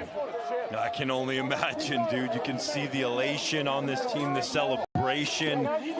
They captured victory from the jaws of defeat today, literally down to the last second. What an epic. Garrett Rooker, we heard from him with Matt. 27 of 35 for 378 yards through a couple of interceptions, but rallied back. 2 touchdown passes, including a game-tying touchdown to Sam Davenport. Assess the quarterback for me, Justin. Rooker never looked flustered. He didn't seem like he was nervous in the moment, especially that last drive. You saw him talk there. He's like, we've repped this in practice a whole bunch of times this season, going over the top to McBean on the money and then spotting it to Davenport in the end zone. It looked easy for Rooker to convert. Let's go back downstairs once again. Here's Matt Young. Ed Hernandez, was there ever any doubt, even when you were down late? No, sir. You know, right when you asked me the last time, I said we got to finish, right? We're up 14-0. They came back. It's a good team. You know, it kept everybody entertained back home, but we believe, even from the end, you know, that's what adversity is all about. We came through as together as one. We finished. It doesn't get better than that. Those are the games you remember forever. I'm going to remember this. We all will. How proud of you are your teammates and the performance to get back into this game and come out with a win late? The best feeling possible. Every day, every morning, we work the hardest in the country. That's something we can stand on. And when these moments happen like this, it's the best feeling because it's like we worked for these moments. Nothing was given to us. We had to fight to the very end, literally.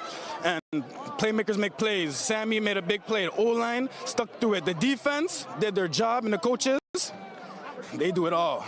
There you go. I want to ask you quickly, the celebrations tonight, still a ways to go. The Mitchell Bowl and the Vanier Cup. How do you savor this win this evening? What's going to happen in Vancouver? Hey, we're going to celebrate this one for sure, you know, count our blessings, and we need to finish next week, right? But these next 24 hours is a time we should celebrate and enjoy these wins because these are moments we get together. But come next week, we still have to remain goal. I want one more trophy. We all do. Yes, sir. You want the big one? Good luck the rest of the way. Yes, sir. Thank you very much. Appreciate you. Cheers. He's feeling good, and for Edgerrin Williams-Hernandez, a player who shows up in Hardy Cups, he likes playing in the big game. And fighting through pain. He's been dealing with this ankle injury all season long, was limping in practice all week long, didn't care about it, got a shot to freeze it up, made some clutch plays in this game to help UBC somehow capture this Hardy Cup. What a game, man. I can't stress that enough. These student athletes laying it all on the line from UBC and Alberta. A wonderful setting, the sun poking out here at Thunderbirds Stadium in the Hardy Cup, and an instant classic. I want to thank some of the people who helped bring this game to you this afternoon, and our production crew led by our producer Dave Roberts and our director Rusty Cohn, and the production companies Scott McPhee and Tal Gill, Joey Chan, Lindsay, our technical director. On the audio was Benny Green and Fez, working graphics and replays, Laura and Danny, David and Emily. On cameras bringing you these great shots, including the late game heroics, Tristan and LG, Mike, Ian, Jeremy. Andrew was on the score bug, Peyton, Stacy, and Andrew also helping us get to air this afternoon. A wonderful day and a Hardy Cup we won't soon forget, gentlemen. Just an unbelievable game, just punch after counter punch. UBC comes out firing, have a huge lead, and the Bears chip away and find a way back in, and they look almost home and cooled. But as we always say, you just never know what can happen, especially in Canadian football, and a fumble leads to UBC marching back down the field, and full credit to them for the win. Full credit to them. Also full marks to the Alberta Golden Bears. Their head coach is with Dave Thomas.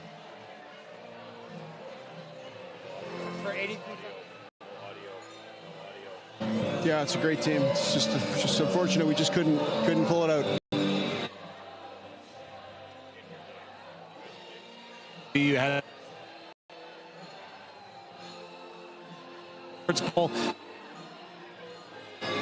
Yeah, it's a tremendous group of young men. It's my privilege to coach them, and just too bad we couldn't go a little longer together.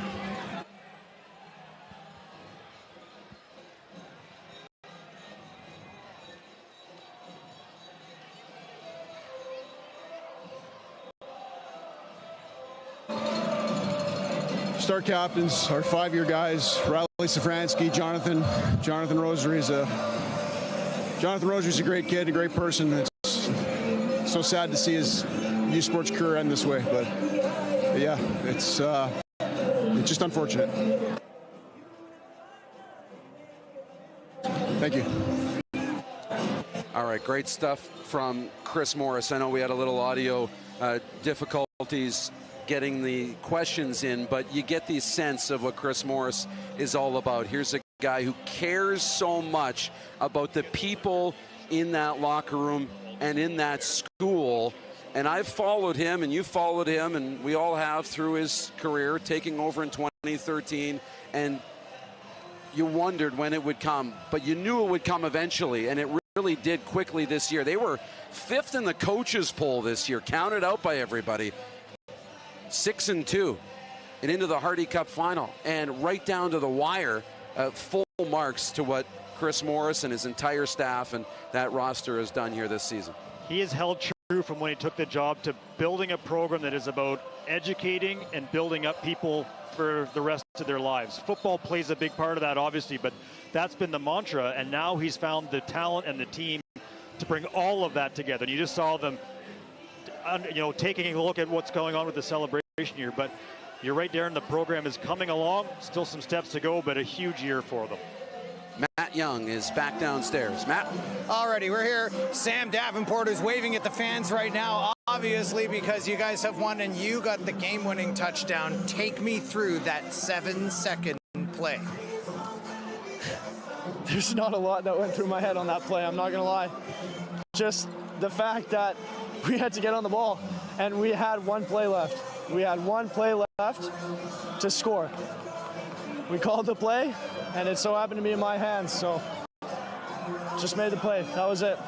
A big mob at the end. Obviously, everybody's celebrating. Describe what happened after, what your teammates said to you, and what you felt in your mind.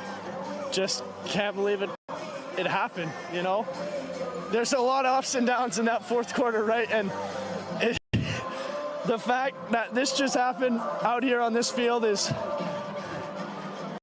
wild. It's incredible. And that's why you play the game. Can I ask you, what was it like to transfer from SFU to UBC and get to where you are now? It's a hard road. You know, there's not much to be said about that. It's just, I'm here now, and I'm working with this new group of guys, and I'm excited. And you starting to bond and get together and enjoy each other a bit more. Yeah, the crazy part is we haven't hit our potential yet, right? Lots of turnovers today, and we get another week to fix that. We get another week. Last question. What's on the docket for you tonight? Is it, resting, getting some sleep? Is it out celebrating? Tell me how you're going to savor this evening. Oh, I'm going to go see family and friends. That's it. I'm just going to go see the family and celebrate with them. Well, it looks like you got some family and friends right here, so I'll let you go. Mr. Davenport, thanks so much. Thank you very much. Low lows to high highs, from SFU folding to lifting a Hardy Cup with the UBC Thunderbirds. Their road continues, so does our show after this break.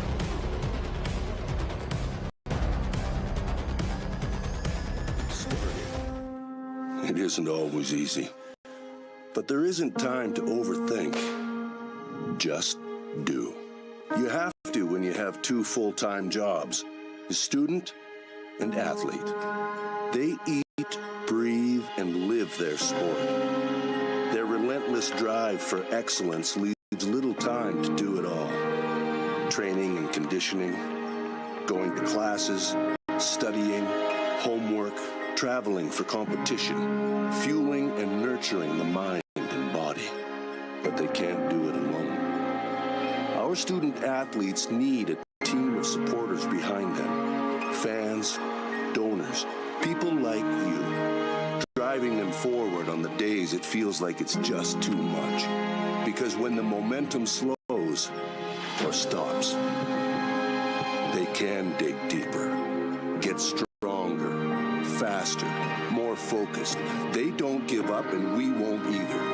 When you support our Golden Bears and Pandas, your donation provides access to athlete health services, high-performance training resources, and increased academic support and scholarships. It's all the things needed for student athletes to reach their full potential, build on the athletics legacy, and keep the momentum. Support the sport at the University of Alberta.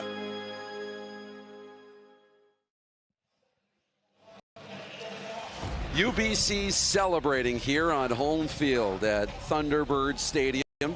the Point Grey campus of the University of British Columbia. Garrett Rooker, yeah, all smiles and maybe a little relief now too. It was not easy.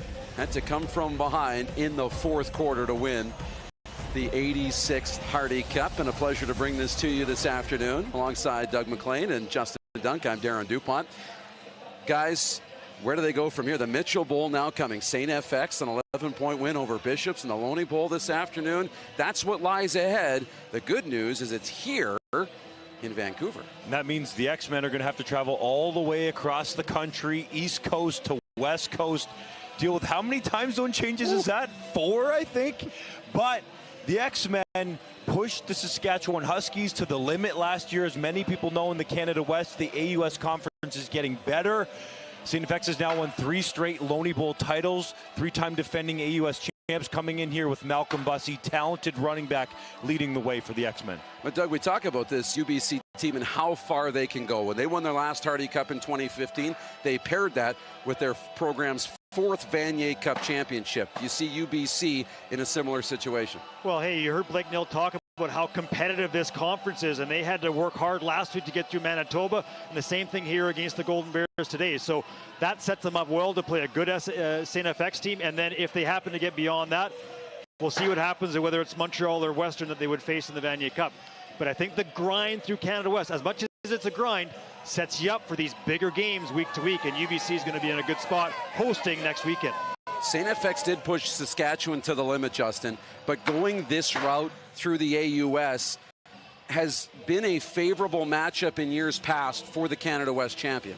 Especially hosting the game in the Mitchell Bowl. The West team representative has not lost in a long time when they're hosting the game out west, and Bussey actually missed the Loney Bowl with an injury, so it was Caleb Fogarty who was the MVP of that game for the X-Men. 21 carries, 107 yards, and a touchdown. So that'll be the task for UBC next week. They got to stop the run game, but Silas Faniel is a talented quarterback there for the X-Men. It's just such an advantage, though, having it in the West with that record at home. UBC undefeated at Thunderbird Stadium this year, and plus the X-Men having to travel all the way across the country. They said it all week. There are 2 goals in the season: be undefeated at home, host and win the Hardy Cup. Check and check. Doug, what will you remember from the 86th Hardy Cup? Just the momentum swings. Every time you thought one team was going to just start to run away with it, the other team found a way and ground their way back into the game. And I think that's what made this game so compelling, was that back and forth nature and really never knowing what was going to happen. And hey, 2 great teams put on a pretty great show this afternoon. Justin, what will stick with you? It's got to be that last second touchdown, doesn't it? Game on the line, Thunderbird Stadium filled, fans on their feet. Garrett Rooker, this kid from Texas who was sitting in his dorm room 1 year ago watching the Hardy Cup, calmly spots Sam Davenport, a transfer from SFU. You can't get much farther apart in North America, Texas to SFU, coming together at UBC for the game-tying touchdown, and then Flannery Fleck flicking that extra point through the uprights. That was unbelievable. The tension, the pressure, the atmosphere was epic at UBC today. Love that look from Sam Davenport. Yeah, pretty happy, pretty great moment. Gentlemen, been a real pleasure calling this game with you today. Unbelievable. Love it, guys. It was great. One more timeout from Thunderbird Stadium. We'll be back to wrap the 86th Hardy Cup. UBC back on top of the Canada West.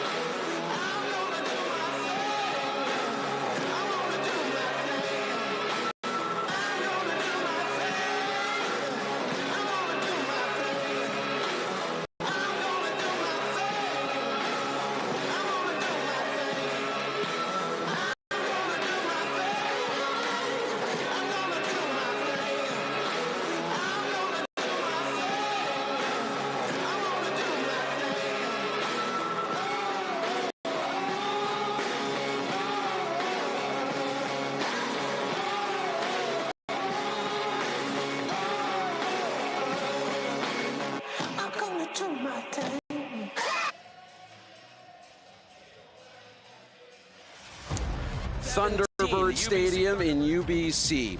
A Hardy Cup matchup between the Thunderbirds and the Golden Bears. 36 years in the making. Yes, they hadn't met in the title game since 1987. UBC got up 14, but then Alberta rolled off 24 straight points and held a lead into the fourth quarter. Eli Hetlinger with 3 touchdown passes, but UBC battled back, and they outscored Alberta 14-3 in the fourth quarter, including Garrett Rooker to Sam Davenport on the final play of the football game to tie it, and redemption from Kieran Flannery Fleck, a game-winning, Hardy Cup-winning extra point.